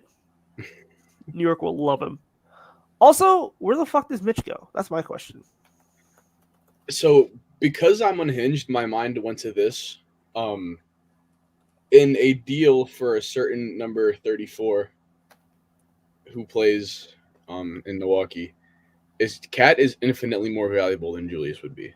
Yes, agreed. Okay. Would you trade That's why I want Mitch? to know. Would you trade Mitch for Rui Hachimura? No. Where does Rui fit in this team? I mean, you don't have fucking wing depth. We got Marcus Morris Sr. and Pacom Dadiet. We're good. Okay, that's just be serious for 5 seconds, please. Okay, Rui's okay. I don't think they would want Rui. I don't think the Lakers would want Mitch. Rui's starting for them. I mean, we don't know what they're doing. Yeah, we do. No, we don't. How do we know? They have a new fucking Mitch coach. doesn't fit Coach with JJ. They have Coach JJ JJ. literally came out and said Rui's starting. So. Oh yeah, well that's cool because Tom Thibodeau fucking a week ago came out and said that Randle was going to play 10 to 15 minutes versus the 5. Yeah, but he's on the low post, and that was the last low Wow, post. He got dude. fired. See that? Tibbs said that on NBA.com. Would he lie to a man who was getting fired? Yes, that's the perfect person to lie to, actually. Yeah, bro, it wouldn't work. Again, none of this makes any sense to me. I have no fucking clue what's happening here. I mean, like, I wouldn't hate the contract though. Like, the contract's fine. $17 million for like your 8th man, 7th man, whatever. 17 mil for your 8th man is. I mean, at this point, dude, like, it's tradable. So if you wanted to like swap him out for something else, you could. This is I just don't buy his shooting though. from Ben Lyons. Love the trade. Knicks going all in. No more Skechers at MSG. That is Real. that is the correct take. Wait, what did KAT sign to? Is KAT signed to Let something? me see who KAT's endorsement deal is with. By the way, we got a couple other super chats. I forgot to pull these up. This is from HB Greg. Won't this hurt Sims and Huck Purdy's development? Sims, I don't care about. Huck Purdy, look, he's a deep shot that you took at the end of the second round. You can't really like prioritize his development over whatever you're doing. And honestly, I don't think so because you still should have. I mean, your front court is maybe it's the same, right? Basically, it's just that KAT is a little bit more versatile. This is from Brian Benjamin. Julius is better than KAT. Again, we touched on this earlier. Don't want to revisit that too much right now. Retro. Tibbs was fully aware we were trading Randall and said that bro is diabolical. Dude, he showed up to Julius Randle breaking ground for that school, and it was like he don't even fucking know what's about to happen. The court just got renamed after him. I know, that's crazy. Kids. They were all there. They were all there, right? It's fucking Was it like I think what Tibbs was there, Allen Houston was there. I'm pretty sure. Wasn't Starks there? That's crazy. Zan Rose, I can't believe I was playing volleyball while all this went down. Congrats to you. Look at you. Look at you getting some physical activity in on a Friday night. Forget that. Lock in, dude. Yeah, lock in. Win your volleyball game, bro. Did you win? If you won, then okay, that's fine. Where is the competitor in you, Zan? I mean, Christ. I need FBL Sam's thoughts on this trade. I don't. Sam is still hungover from the Eric Adams is over party. Like he's out of commission. I think he's probably taking a nap. He's probably taking a nap or something. You know Sam. Look at this. So you won the series in 6. Let's go, Zen. Let's go. All right, let's go. Let's go. 1-6 to honor the Knicks. Did your team have Embiid on it? Did you almost choke a 3-1 lead? Oh my god. We almost kind of did. We nearly, maybe, we were on the verge of perhaps blowing a 3-1 lead, but Coach Hart saved us in game 6.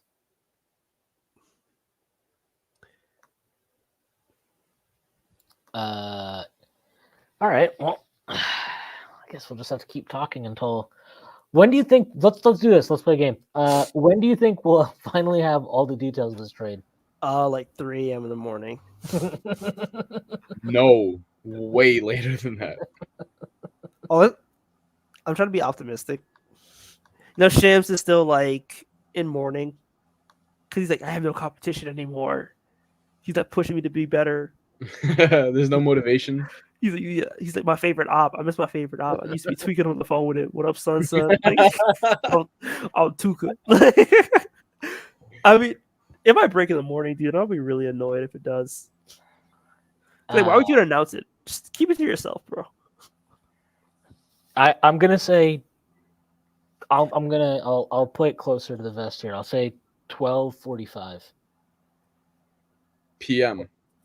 a.m. Okay, does it? Okay, I say before or after college game day ends. Dude. By the time Shams now Thanos post snap. Yeah. He's so washed now, it's crazy. Yeah, he's lost his hunger. We are not gonna get the final news on this until like all right, this is from Big Noon kickoff finishes. This is from Yossi Goslin. Sounds like the New York Knicks will make up the rest of $8.8 million outgoing salary required by signing and trading free agents. For example, including Daquan Jeffries, along with Charlie Brown Jr. and Dwayne Washington Jr. on minimum salaries, and KAT Bates Diop works. Oh, I love this team. So we're keeping Mitch. That's awesome. Yep. Wow. Who is this guy now? I have to follow him. Yossi Goslin. Is he the Woj? Is he the next Woj? No, he's a salary cap guy. He does stuff for Hoops Hype. He has a YouTube channel. Does some stuff. It's great. Hi, Yossi. Any contract in the sign trade must be for 3 years, but only the first needs to be guaranteed. So I don't know where are these contracts going to go, though. That's the question. I mean, I assume Nick Richards is going to come back in this deal. Because if Charlotte's going to be the third team, like Nick Richards has to come back in the deal. So if they worked out the scenario where they keep Mitch, we have Precious back, they got Nick Richards, we got KAT, and then we filled out the bench with Campaign and Marcus Morris, and we have Kolek and Dadier as like break glass case of emergency guys. Hey man, that's pretty great. I thought it's a good team. Like that's pretty great. I like our top 7. Our 8, 9, 10 is like not the best, but like they're playable. And then you have like Colm Dadier and Tyler Kolek, who if they need to play that's fine because you want them to eventually be playing anyway. So tell me if you guys touched on this or not. But for as much as I bought what Dante did last year as like more or less like a realistic outcome for pretty much every season left on this contract for him, I think internally maybe this tells us that they didn't think that what he did was totally like in his typical range of outcomes. I think they're just like this guy's gonna be coming off the bench, and we don't know how many minutes he's gonna be playing off the bench because he's the 7th man. And at that point, like Dante is probably gonna be like, okay, so I went from being redheaded Klay Thompson to being in a dogfight with Deuce McBride for minutes. Probably not a good option. So, yep. Also, I'm pretty sure Dwayne Washington Jr. is playing overseas somewhere, and I think he signed. So I don't know if that's legitimate. Hopefully, Spotrac has this updated on like the fucking free agents. Yeah, he's playing with Frank. Okay, hold on. I'm pulling up our cap sheet real quick. Does Charlotte have like any random wing guy? No. Unfortunately. God, their roster's so nasty. It's so weird. Hornets. I wonder if maybe if Dwayne has a buyout because we still have his cap hold. So yeah, so that they never announced it basically. They never announced that there could definitely be a buyout and then he's out. No, they'll sign and trade him. They'll use him in a sign and trade. Even if he'll he's just have 1 year guaranteed. Because Tyrese just said he signed overseas.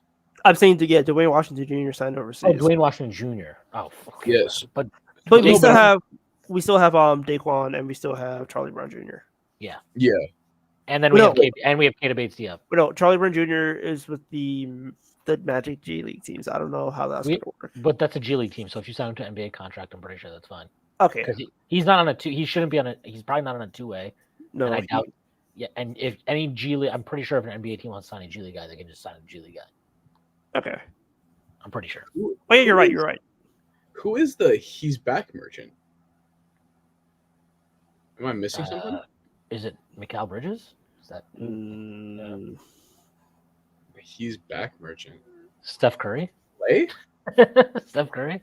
Because Is Steph this- Curry said that. Remember Steph Curry said, I'm here. I'm back. I have no idea. I have no idea. Please reply, Shane, and tell us who we were talking about. Clay. Okay. Clay. It was Clay. Okay, good. Fuck Clay. Show Low Man says, so Yossi said, for example, or it's for sure these are the players going out. I think he's just using those as examples. So, like, it's basically, we did the same thing with Shake Milton in the Mikal trade. So, similar concept, where you're using those guys to just make the math work.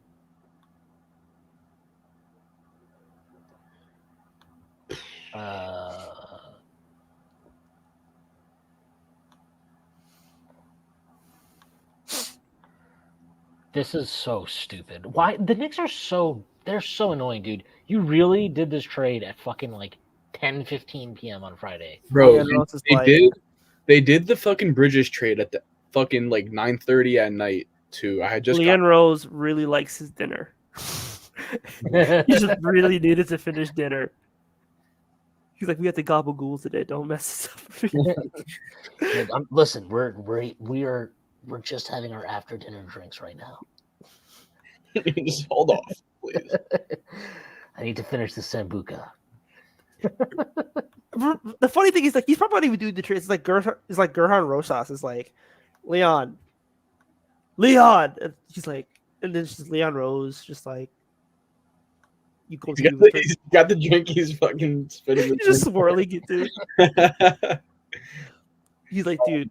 He's like, the Wolves are ready. They're agreed. This is from V. Cat plays the same position as Dante, except Dante plays better defense. So, I don't agree with this, but I feel like you guys might have more like stats off the top of your head, maybe to answer it. Yes. What about this? Yes. I mean, I don't even know how you compare them on defense because they're just doing totally different things. I think Dante has like these really awesome sequences defensively because he's always gambling in the passing lanes and stuff like that. But I think he has Josh Hart, similar story too. Like, I think he has some bad habits. He dies on screens. I think he can get caught falling asleep off ball. He's over helps at times. It's like too aggressive. I think he's a fine defender.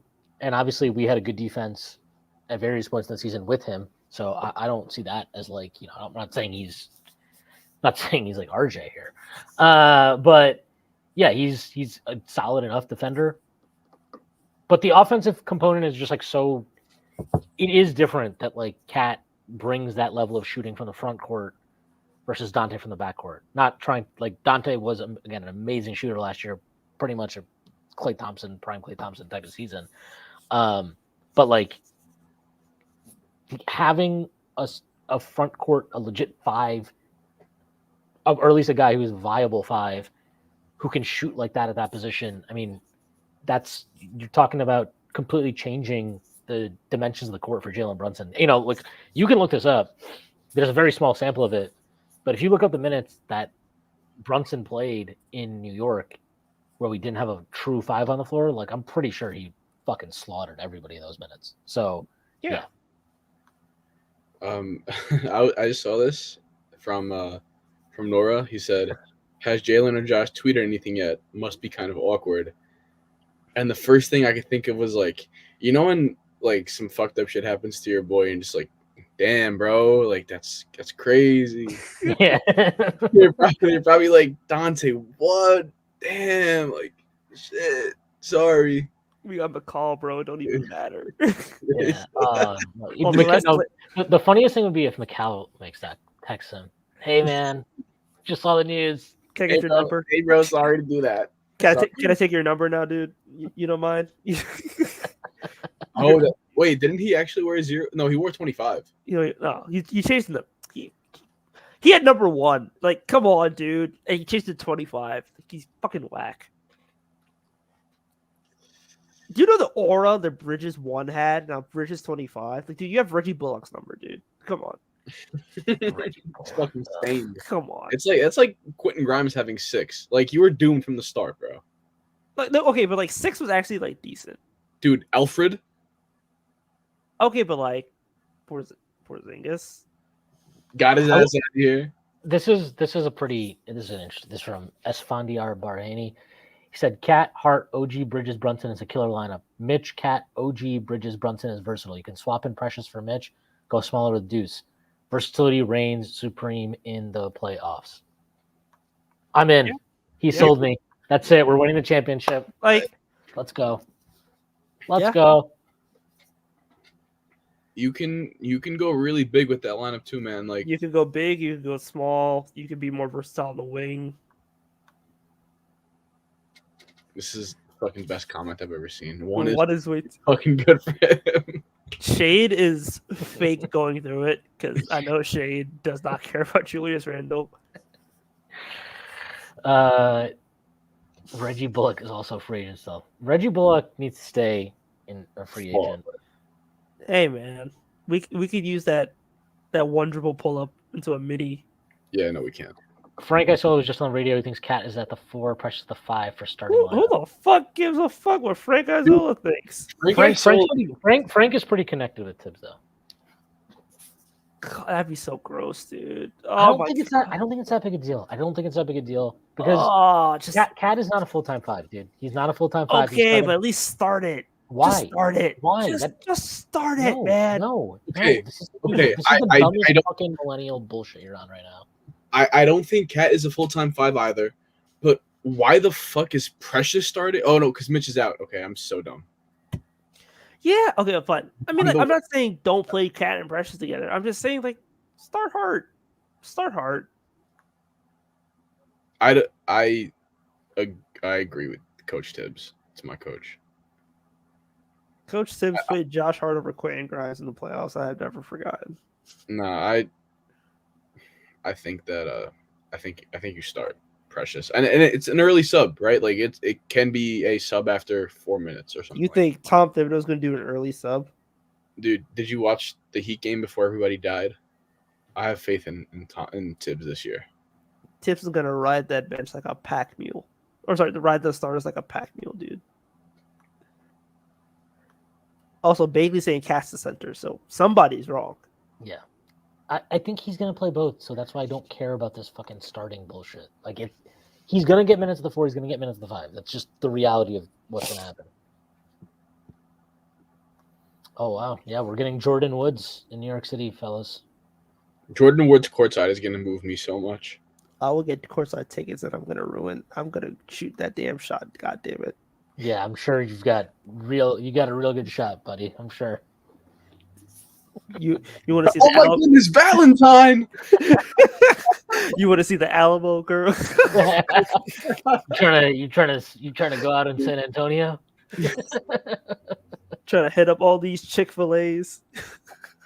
Dude, you are literally right now, bro. You are Bismack Biyombo from the corner. Jesus. Oh my goodness! Trade Mitch for a ham and cheese sandwich. Dude, that and Valentine, dude.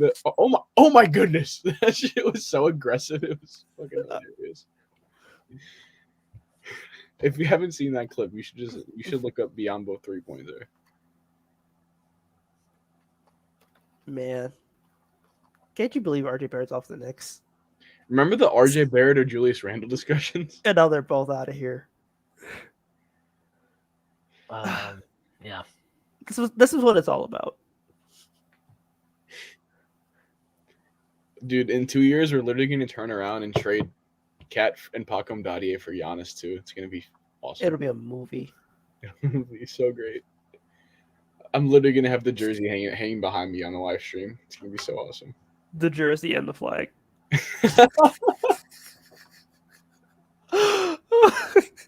No, and you know what? It'll be the Greek jersey. It'll be the Greek jersey. That'd be hard. Greek jersey, Greek flag. I have it. I have the jersey actually ready. I'm plotting on that, man. If I talk that into existence, I might be Teflon. Yeah, dude, this is so annoying. Are they for real? They're not gonna We're gonna sit have in to here. wait for Knicks PR to tweet some shit on like next Thursday. Yeah, we'll see. All right, I will say, I think the more I'm thinking about this now, if Mitch is staying, I'm fine with this trade. I'm okay with it. Yeah, Mitch makes sense as a backup. Mitch makes the most sense as a backup. Yeah, if Mitch is your backup 5, or whatever, if he's like a platoon 5 and Precious is part of the platoon, and obviously KAT, that's pretty good. I mean, that's like, yeah, I mean, that's good. You're thinner. You're definitely thinner than you were, right, on the wing and stuff. So the depth, you'll have to find a way to replenish that. Maybe you can make a move in season. Precious the tuner corner 3. Yeah, maybe Precious is going to just now he's going to steal Dante's powers and shoot 15 threes per 100 possessions at 40%. Wait, has anybody checked Mitch's Snapchat? We got to see what's. I actually have his Snapchat. All right, he added me back when we drafted him, so I'm homies with Mitch. Yeah. I think I'm okay with this trade. I losing Dante hurts, but I always struggle to, like, he's valuable to us right now because of his contract and obviously because he played so well last season. If his role was getting reduced, then you are trading him at his peak value right now in all likelihood, especially because he still has 3 years left on that contract that we signed him to. I don't know. I think that part hurts. I'm okay with it. I do think Deuce is going to have a nice season. I'm pretty bullish on Deuce. So if I put Mitch's Snapchat up, will you guys be able to see it? It's just him in front of his car. Because he's driving away to the sunset. I think that's just his number one priority, bro. His number one priority is the whip. It's not. Also, legitimate question: do they retire at 30? No. No. Dude, no. What is with these? Like, do you guys like this? I'm sorry. People talk like we shouldn't retire Julius Randle's jersey. We shouldn't fucking retire Melo's jersey. Like that none of these guys deserve to have their fucking jersey retired. Like, give me a break, man. Are you kidding me? Like, one playoff series win, both these guys delivered us. I'm sorry. Like, it just boils down to that for me. I'm not retiring guys because they had like a couple great regular seasons in New York and one playoff series victory they led us to. That's a joke. Fuck off. He played on a broken ankle. I respect him. I can respect you. Why do I have to retire your fucking jersey for that? We'll show him a nice fucking video tribute. He'll get a standing ovation when he comes back. It'll be great. KAT and Randle will get a bigger ovation than he does, by the way. Who? KAT and Randle gets a bigger ovation than he does. And he tweets about it afterwards. The truth will be revealed. Oh, dude, I can't believe. Also, he's doing YouTube videos now. So is he going to post next week? Damn. When KAT and Randle is like tearing up the league, he's going to fucking hate us for trading his dad. Well, he's going to go from New York to the fucking boonies. I heard like Minnesota and like the whole area over there, like especially a place like Michigan, just kind of sucks. Yeah, it's just cold. Cold, bad football. You know. Well, you know all about bad football, Con. All right, dude. You're an expert in that, aren't you? All right. Okay. That was not necessary, dude. Well, Con took it there, so that's what we're doing. Yes. Ferrari said he opened a school. He did open a school. It sucks. Like, That's the thing he did. But this is like literally how it works. This is the job. The job is like you're gonna have to do shit that hurts on a personal level, and that's the reality. Like, the fucking Celtics traded Marcus Smart, right? And they did it like whatever. It's fine for us to be like, well, Marcus Smart obviously fucking traded for Porzingis. Go look at their fan base when that trade went down. They're like having a meltdown over it. You know, like you're gonna lose guys that you're attached to that have done a lot for your team or your organization. That's just part of the job. So it is what it is. Knicks play the Timberwolves in 2 weeks. Awkward. Yeah, shit, I forgot. Oh my god. Oh, that's gonna be funny. Dude, the Oh, fact that this happened right before preseason is fucking. dude, media day is Monday. What's Monday? Media day. The best part about this is Leon is not going to be there. He's not going to answer questions, and everybody on the beat is going to like have some snarky ass tweet about it. Sure would be nice. Sure would be nice to hear from the guy who signed off on these major moves. Yeah, it would be nice for you. That sucks. And Leo Rose is just gonna be in the back chuckling. Tom was gonna be like, yeah, you know, like we like KAT. We thought it was a good acquisition.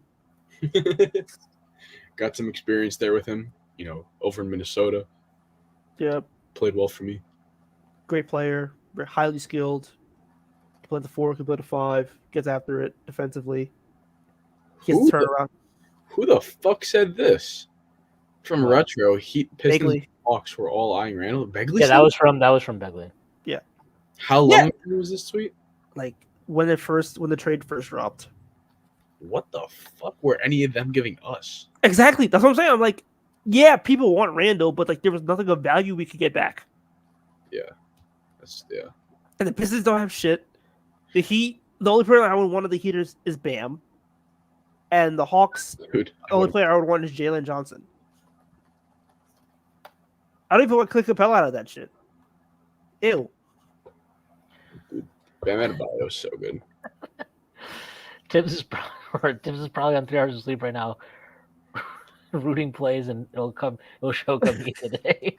What if Tibbs just like came back and he just shaved all that shit off? Just straight up baldy. Chris Bernard, I want Leon to walk out right after the presser ends and leave the building just to piss off the media even more. Yes. Yes. Son, yes. That was the last fucking straw, man. Last fucking big fuck up from Julius right there. Exactly. Yes, sir. Tempted fate one too many times. Now look. Now Josh Hart and Jalen Brunson, they know. Put aside your NFC East fandoms. We had a player who rooted for every team besides the Giants. Bro, the Commanders is nasty. You know who rooted for the Giants, but we sold them down the river? Obi Toppin. Oh, Good. We are fucking spineless, man. I don't want to share a fan base with Obi Toppin. Jake Seelig. Where is the passion at our club? Jake Seelig, is KAT even going to be here on Monday? Yeah, he'll be here on Monday. I assume the trade goes through by then. Wait, is KAT a Giants fan? I think so. He's from Jersey, right? He's from Jersey. Dude, if this guy's a Jets fan, I'm gonna do the worst thing possible. So the only thing worse than this trade is Jets fans. That's not true. We like all our Jets fans, especially the ones that support us at the Strickland. Thank you so much. John Leary, speaking of beats, what do we think about losing KATs? I don't care. He's fine. I just like the beat to me is what it is. I don't. These guys have no access to the team. Like I feel like they so rarely provide intel that is meaningful. KATs was probably better. I mean, he is definitely better than a lot of other guys. But yeah, I just don't know how much it matters. But I mean, it seems like he got a promotion basically, right? So yeah, he beat his way to the top. He's an Eagles fan, according to Shane. What the? Why do we have so many Eagles fans, bro? Jake Seelig, KAT is a Yankees fan, by the way. Honestly, I might have to end up rooting for the Yankees because the Mets aren't making the playoffs. So, They are making the playoffs. We're out. Tweet about the Eagles, but it's not confirmed. Chris Bernard, you're watching Daniel Jones. I'm watching Aaron Rodgers. We are not the same. I pray every day on that other Achilles, bro. I'm not even gonna lie to you. I'm a hater. I gotta watch Daniel Jones not hit the sticks. You know how sad that is? I am not hating on the Jets. somebody. Actually, there's a full team. The Bills. We root for the Bills here, okay? It's fair. We root for the Bills. Josh Allen for MVP. What's still Chris? Pod Put Allen. your playoff appearance since 2012 on the table. Put your playoff win on the table, dude. I've got one. I also did dig on KAT's account. He is an Eagles fan. That's so gross, bro. 12 years ago, he said, "Wish my Eagles were like the Giants right now, playing in the Super Bowl." So the one thing to consider is if Mitch isn't in the trade, one of the things, and I talked about this when we lost Hartenstein, I was consistent on this. Like I do not like Randle and Mitch together. I think that offense works in the regular season because you can just win the possession battle, but in the playoffs against the type of teams that you need to beat to win a championship, I don't believe in that. I don't think Randle's a good enough shooter. Obviously, he definitely wasn't in the playoffs from what we had seen. And Randle needs to get to the rim, and Mitch is just at the rim all the time. That's just what he does. He's just at the rim.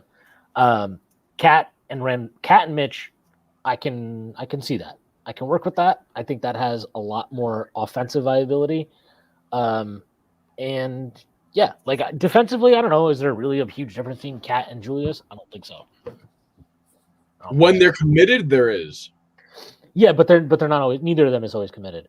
Yeah. And I would venture. I feel like if I was just guessing, or not, like based on what I've seen of both, I feel like KAT is more consistent with his defensive effort than Julius, but that I could be totally wrong on that also because I don't. I don't know if people know this, but I was not watching 82 games of the Timberwolves last year. Why? Don't you love ball?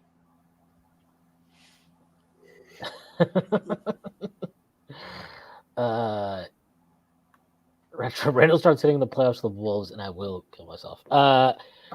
Even if he does, I don't like that team. I don't like that offensive fitting at all. And like, dude, Jaden McDaniels does not shoot enough threes. Julius Randle can get his volume up, which we've seen him do in New York. I think it's safe to say that the 41% bubble year was never the reality. 35% feels like where he's probably about as a real shooter on volume. And then Edwards is like a good spacer, or kind of, but he doesn't really space the floor, right? He's like an on-ball guy who wants to create. And then Conley's like your best spacer there. So Dante will space, but he's going to come. This is what I don't get. If Dante was the Knicks basically were like, hey, Dante might be pissed coming off the bench here. So we're like, all right, let's just trade him to Minnesota. By the way, he's going to come off the bench in Minnesota. So I don't know. Also, yeah, KAT has confirmed to Karl an Eagles fan because he has a picture with Rich Eisen in an Eagles jersey, and that's kind of gross. Rich Eisen, fuck that guy, except for the fact that he went to Michigan. Great man. John Leary, do you think Anthony Edwards likes this trade? Hell no. I think he might.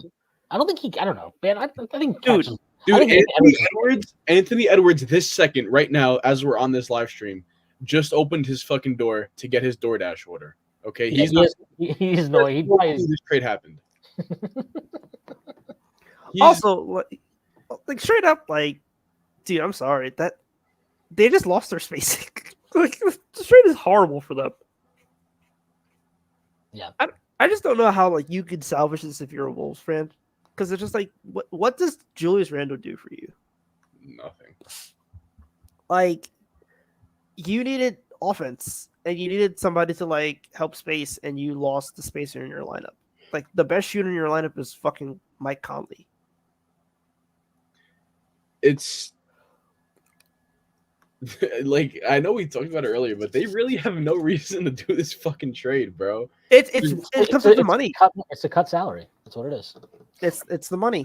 But you're cutting salary, but Randall's going to get an extension that's in the ballpark of that number. I don't think they care if he extends or not. I think they hope he walks. I'm telling you, the worst possible outcome for them is if they hold on to him the whole year, he plays like Dookie in the playoffs again, and then he opts in. That's their worst case scenario. That, like, they don't want that to happen. I'm with Tyrese. I think they want him to walk. Like, they want to cut salary, but they're like, okay, well, at least the talent is there. And like, maybe if something opens up during the season, we can like trade him again. But like, I think I think the Knicks wanted him to walk. I don't think anybody wants to pay that next contract. That has been my concern. Or not my concern. That's kind of been my. They didn't want to pay him that contract until they saw it in the playoffs. I 100% believe if he had played this past year in the postseason and had played well, he'd have extended. And he'd be a Knick. But he didn't get that opportunity. And now they won. That was the thing. Like, he didn't get the opportunity. They won without him, and there was a very real chance that you could convince yourself, like, oh, hey, if OG was healthy, they probably end up in the Eastern Conference Finals without Julius Randle. And then it's like, oh, so you in theory. I mean, they're basically fucking Nemhard making a bullshit step back fucking one shining moment NCAA tourney winning shot away from being up 3-0 in that Pacers series. So like, and again, like they had the second best offensive rating in the playoffs. They had the second best offensive rating in the playoffs over what, 13 games. Like I know that the Pacers and last year's Sixers were not necessarily the greatest defensive teams, obviously not the Pacers, but I mean, you compare that to the year before, like when the offense was toilet, but it was just fucking clogged toilet of fucking disgusting diarrhea. And that's what compare that, it's totally different. So I get it. Like I get the vision. I'm going to wait for all the details to come out at, hopefully 4 a.m. Yeah. Hopefully by maybe by opening night, we'll get all the details out here. But yeah, once I see all the details, I'll have a stronger take. But for right now, I'm just kind of I see the vision. I kind of get it. Okay. If Mitch stays, then I feel a lot better about this because one, I think if you were including Mitch now, you'd be selling low on him. Whereas he has value to us if you can. Now you have more. Now I feel more comfortable about weathering the time until Mitch is back. John Leary, 76ers fans are celebrating on Twitter. Yeah. Or is that the time when they celebrated losing to us in the playoffs? 76ers fans are mentally broken. They view themselves as this perennial powerhouse organization when the truth is their high watermark at the playoffs is exactly what we've achieved the last 2 years. While they pretend they have a generational big man on their team who can't do anything but piss his pants when he gets into the playoffs and was outplayed by Jalen Brunson heads up. So Sixers fans going to blast. I'm sure that the Paul George contract will be fantastic as he turns, 30 fucking 4? Is that how old Paul George is? How old is Paul George? 35. No? 34. 34. He's playing his age 35 season now. He turns 35 in May. Awesome contract. Can't see what would go wrong there. And then I'm sure that Joel Embiid will not be eating fucking cheeseburgers and sucking down Shirley Temples, maintaining his health into his new max contract that they totally have to give him right now, even though he had 2 years left on his deal.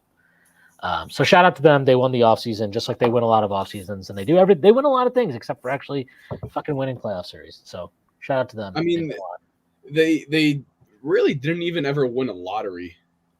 For all the tanking they did, they never won the lottery. They won the Ben Simmons lottery, which, wow, what a win. Congrats to them. The Ben Simmons lottery got them James Harden, which got them what again? Nothing. Nick Batum. Yeah. Great for them. Happy for them, honestly. They deserve it. And Nick Batum went back to the Clippers anyway. So he should have came here. He really should have. God, I wish we had fucking Nick Batum instead of Morris. Jeez. Hey, Morris is solid at least. I understand that, but just listen. Nick Batum is so much better than him. I know. That would have been so special. All right, this is from Ramona Shelburne. Julius Randle has spent the summer rehabilitating from season-ending shoulder surgery.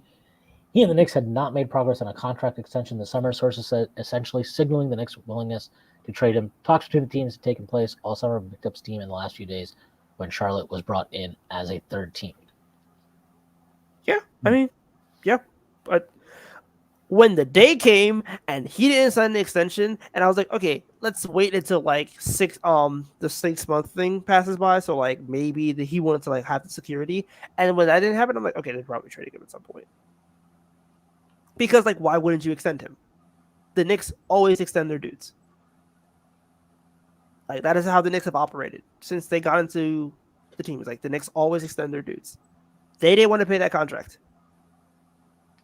I'm telling you, they didn't want to pay the contract because they didn't get to see him in the playoffs. That was their main. I mean, that was the only question we really had left with Julius, right? It wasn't like, oh, can he fit with this guy? Can he play different roles or whatever? We were just like, all right, it's all great. Can you do it in the playoffs? When a guy starts talking about I'll play whatever role you need me to play, yeah, it's writing's on the wall. Writing's on the wall, okay? Or whatever role you need me to play, coach, I'll play it.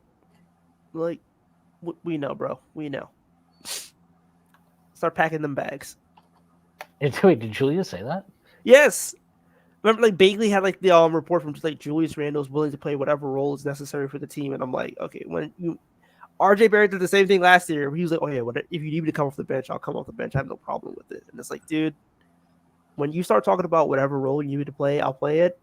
Yeah. I think the crazy thing was RJ said that last year too, right? Yeah.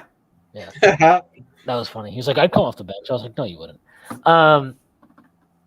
But Julius has that YouTube series going on right now too. I know. I just said I was like, there's no way he's gonna react to this next week. Dude, this dude's gonna do a fucking get ready with me to go to the airport.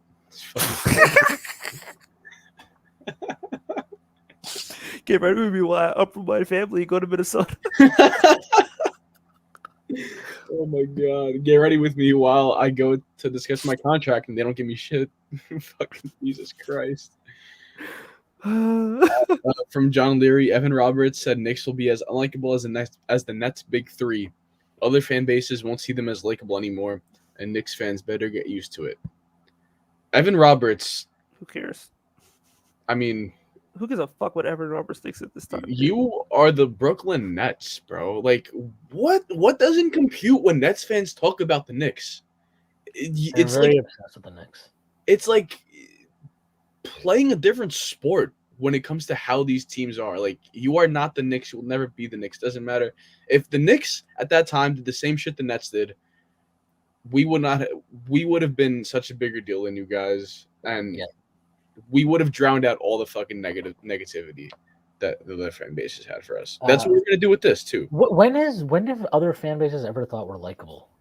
Never. Yeah, dude, we had the most likable team in the fucking sport this year, and people still fucking shat on us when we lost to the Pacers with half of our team dead and buried in 7 games. Like, they still took a shit on us. They took a shit on us after we won a series against Philly without Randle. Like, fuck off. This is from Jordan Bubb, or he posted this from Ramona Shelburne.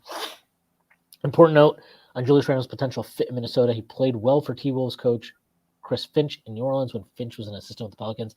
He did. He got a pretty hefty minutes amount, a hefty number of minutes at the 5. He also played a lot with Anthony Davis, which is a very big difference between Anthony Davis and Rudy Gobert. By the way, I'm pretty confident that I'm almost certain they don't have any interest in keeping Julius Randle long term, because I think they want to pay Naz Reid. And I think they're going to pay Naz Reid after next year. So, yeah. After this year? Yeah, that's what I mean. That's what I mean. Yeah, that's what I mean. Yeah, he's winning. Yeah. It's just, Billy Reinhart taking victory laps for predicting Randle and Ihart for KAT. They didn't trade Ihart. Like, I don't understand this logic. This is the problem. They literally wanted to keep him. These are the only victory laps that man can take. So I'm going to let him enjoy this. Can Billy Reinhart victory lap for his own fucking team? Well, the answer is fucking no, because his team sucks ass. So just go back to being an attorney. I'm sorry. Why would you want a Nets fan represent you in a court of law? That's my question. A Nets fan who thought that they were going to get a legitimate package back for James Harden. Well, they did get something back for him. They got Ben Simmons. They actually got a worse deal than Philly got for Harden, which is hilarious. Okay, so this is what I'll have to pull this up. This is from Fat Lever in our Discord. He said the Bontemps are. Somebody asked, "Did they confirm that Charlotte's the 13th?" The Bontemps article confirmed it and know that Charlotte will just give back TPEs for what is likely Jeffrey's sign and trade above minimum, plus a minimum value player. Okay, what minimum? What minimum value player can they trade? I don't think they have any. Seth Curry, maybe. Seth Curry re-signed Nick Richards. They might have one of their own fucking guys like this. Yeah. I'll look it up. I assume it's Nick Richards then. Nick No, Richards it's is the not. minimum though. Or Nick Smith. Nick Smith. Maybe. The other Nick on the team. Sorry. He's kind of a hilarious gunner type. Yeah, but like at the very least, he's flotsam. They could trade. Yeah. And they don't want him anyway, so. I'm pulling up this thing now.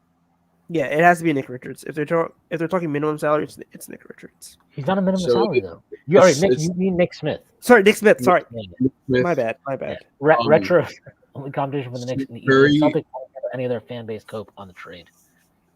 Seth It Curry can't is be- not tradable, by the way. Yeah, He you just can't, signed this. can't trade Seth Curry and you can't trade Taj Gibson. Chris So to give you Byrne, minimum, breaking team with title aspirations, now made multiple splash moves, is now hated more at 6. Yeah, I don't care. I don't care, dude. Nobody's like people didn't like the Knicks when we were terrible. Nobody was like, oh man, I really feel bad for the Knicks. I hope that they win the lottery this year. It was like, oh yeah, who's that fucking guy that started like cackling on ESPN? George Sedano, Jorge Sedano. Sedano. That guy was like, you don't deserve Zion. Zion's going to Pelicans. Congrats, David Griffin. He randomly quote tweeted me Fuck off. tweeting that out like a few years ago. Randomly quote tweeted that last year and was like, looking back at this, I was probably way too over the top of that. I was like, this is so random, dude. I have a question. Somebody asked this in our Discord, so I'm going to ask you here. This was a question from number one Zodiac GM fan. Do you all think Randle's injury to his shoulder would impact his ability to be the same player? Yes, No. he has to lead with his shoulder a lot on his drives, and I don't know if he's going to be like able to do that for at least the first part of the season. Like the shoulder. Remember, like a lot of Randle is like bumping the shoulder and fading, or like bumping the shoulder or to get contact for fouls and stuff like that. If Randle's contact averse, that changes his entire game. Like him getting downhill a lot of the time is just like clearing guys out of the way. So if he can't like clear guys out of the way he used to, that is an issue. And now it's like he's taking more jumpers. Do you want him taking more jumpers? I don't think so. It was his right shoulder, right? Yeah, it's a right shoulder, but he uses right shoulder. That's his shoulder that he uses to kind of get to his little pet shots. Yes. He fell on the right shoulder or the left shoulder? No, he fell on his right. shoulder. Thank you, Jaime Jaquez Jr. for winning. What could have been a great year. I still don't think it's. He's gonna get the surgery, and I think. Well, he got the surgery. Yeah, he got the surgery. He's rehabbing from it, and I think the reoccurrence rate is much lower through surgery. So I don't think it's real. I don't think it would necessarily. I think his initially, yes, it would definitely impact him. Like when he first came back, there's no question about it. It impact him initially. Long term, I would think no. At the same time, there is an increased chance of re-injury though because he's already done it once. Correct? Isn't that how it works? Even if you get surgery. Yes. Mm-hmm. I'm sure that I don't know. I doubt that was like the sum total of their logic of why they need why to trade him. But I do think that I'm sure it played into their thinking. This is kind of related to what we talked about earlier from Jordan Bubb. He said, so are the Wolves giving Randle that huge payday he's looking for? Nope. Or is there any other team besides the Bulls, Pistons, Blazers that will throw it at him? He's not getting paid. No. He's opting in. Like, that was the thing. He's opting in. Him and Ingram are in hell. Yeah, like the CBA. A very well paid hell, but they are in hell. Like, what the CBA did, and I don't think people understand, like, CBA killed, like, the max guys who are not max guys. They killed the max guys that, like, used to just get maxes because they'd be like, well, we'll just trade them later. Yeah, they killed the Chris Middleton maxes. Chris Middleton would have gotten the Res- match anyway. Respect Chris Middleton. Okay, all right? sorry, fine. They killed. Fucking Cash Money Middleton. Fine. They killed the They killed like the Tyler Hero shit. Like Yeah. guys that just get like. That's why I didn't understand all these young. No, guys what got they back. killed is like Darius Garland's. That's what they killed. But those guys still get it. Those young Those guys guys- still get the match. No, I'm talking about like guys on like their second like looking for their second contracts who like don't get that kind of money anymore. And I mean, in theory, they killed the Jamal Murray max. Where it's like, why the fuck would you max this guy? This makes no sense. Sure. It's like again, it's guys like Julius and Ingram who we all know are good players, very good players. But they're questionable fits with a bunch of rosters around the league, and ultimately speaking, like if they could do more, they would be more useful. But they can't do more, or they don't choose to do more. Seafer says Randle will be a sixth man in Mini. If Randle's a sixth man in Minnesota, one, I do not know how they're going to manage that because he will. They're not. They're not. And if they do that, I will tell you this right now, he'll be picking up his player option next season, guaranteed. Yeah, like you basically have to placate Randle. You either have to placate Randle or you have to find a place to trade him. And I don't know if they can trade him. I don't know. Yeah. Good luck. I mean, look, I don't envy the job that Chris Finch has to do. I don't envy the job that their front office has to do. This trade makes no sense for them. This trade is purely like they didn't think they can trade KAT in a year and get a better offer than Dante DiVincenzo and Julius Randle. That's really it. Because and like a super valuable first round pick. Please don't convey. Yeah. Those seconds will be special. Also, yeah, like Randle will pull a Harden. I don't think he would pull a Harden, but like I think he'd probably be very upset. Yo, I'm so glad I don't have to fucking lie anymore and be like, dude, in 2 years, we're totally getting that pick from Detroit. Like, no, we're not. We can fucking leave that out the window now and just look forward to the second rounders. Hey, we still have our pick in 2020, in 2026. No swaps, baby. Also, the fact that they did this without a swap is very interesting. I'm surprised they didn't do it. I'm surprised they didn't need a swap to do it. So. Well, I mean, the KAT market. You know what happened is Troy Weaver got fired, and that I 100% believe his plan was like, I'll just absorb the fucking KAT contract. I think that was what he was going to do this offseason. Yeah. By the way, Knicks are now the third favorite on FanDuel to win the championship. From what? What were we before? They were like 6th or 7th, I think, before. But they're plus 750 now to win the championship. Oklahoma City's plus 700. Boston is plus 320. Philly's plus 1,000. Minnesota's plus 1,000. Denver's plus 1,100. Dallas plus 1,100. If you want to throw your money into a furnace, bet on Minnesota. Yeah, honestly, I would not. They can't score. They're not going to score in the half court. Their offense got worse. Their offense got worse, and their defense is like the same, which they'll be really good on defense. But I mean, I don't know how that changes anything. And now their backup center is Naz Reid. He's their backup 4 or 5, really. Yeah, it's just like they got worse, significantly worse, in my opinion. They're worse set up to match up against Jokic now. It feels like us. No, them. Oh, them. Okay, yeah. I was like, wait, what?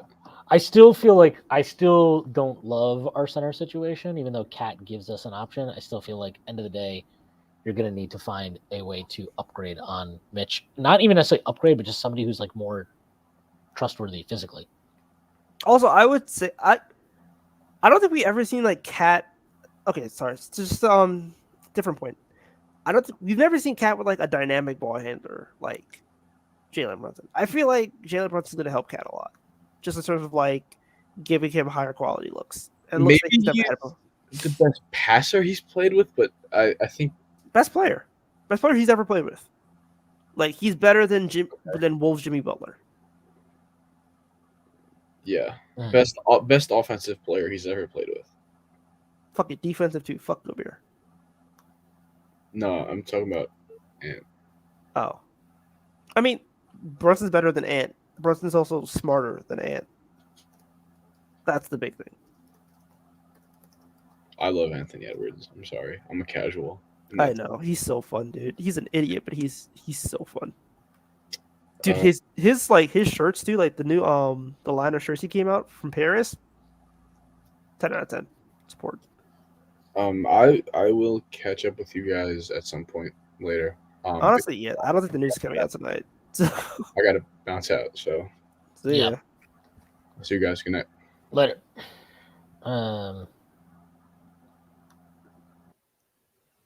Yeah. Not about the grind. Awful. So no more Skechers guys on the team, huh? No more Skechers guys. No more Anta guys. That Chinese shoe brand. Yeah. Yep. I wonder if there was anything else. I wonder if there was another team that was interested in KAT. I doubt it. It's so much money. It's so much money. And like you would probably need a comparable defense to the Wolves to make it work.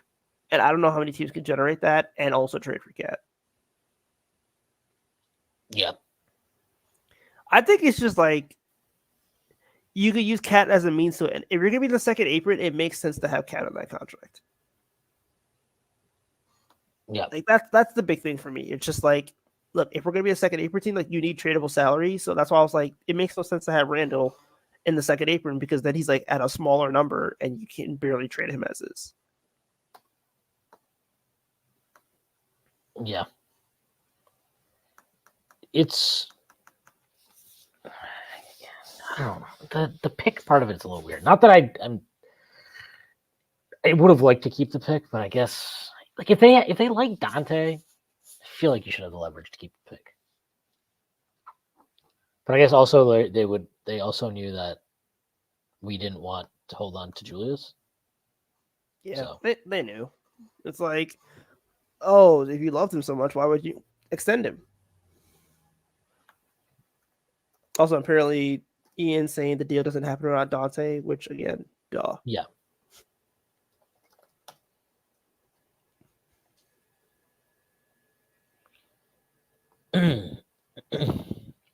Right. All right. I don't know. Do we need to do this? Is there anything else we need to do? No, I think we're good. Yeah. Okay. Shout out to everybody that joined us in here. Actually, we got one more question. Don't know if this was asked, but what other big move upgrade could be made after this? I assume involves Mitch and potentially upgrading at the 2. Do you need to upgrade at the 2? I feel like you're fine at the 2. You should be fine at the 2. Yeah. I think it would involve Mitch for sure. I think it would be about a center getting a big that they like, or maybe a wing. I think they could. Well, look, they drafted Pacome. We didn't think. I mean, he's not going to be part of the rotation this year, but like he makes sense for the future. Yeah, he's definitely a guy that you draft and hope to develop into a player that can kind of slot into the wing.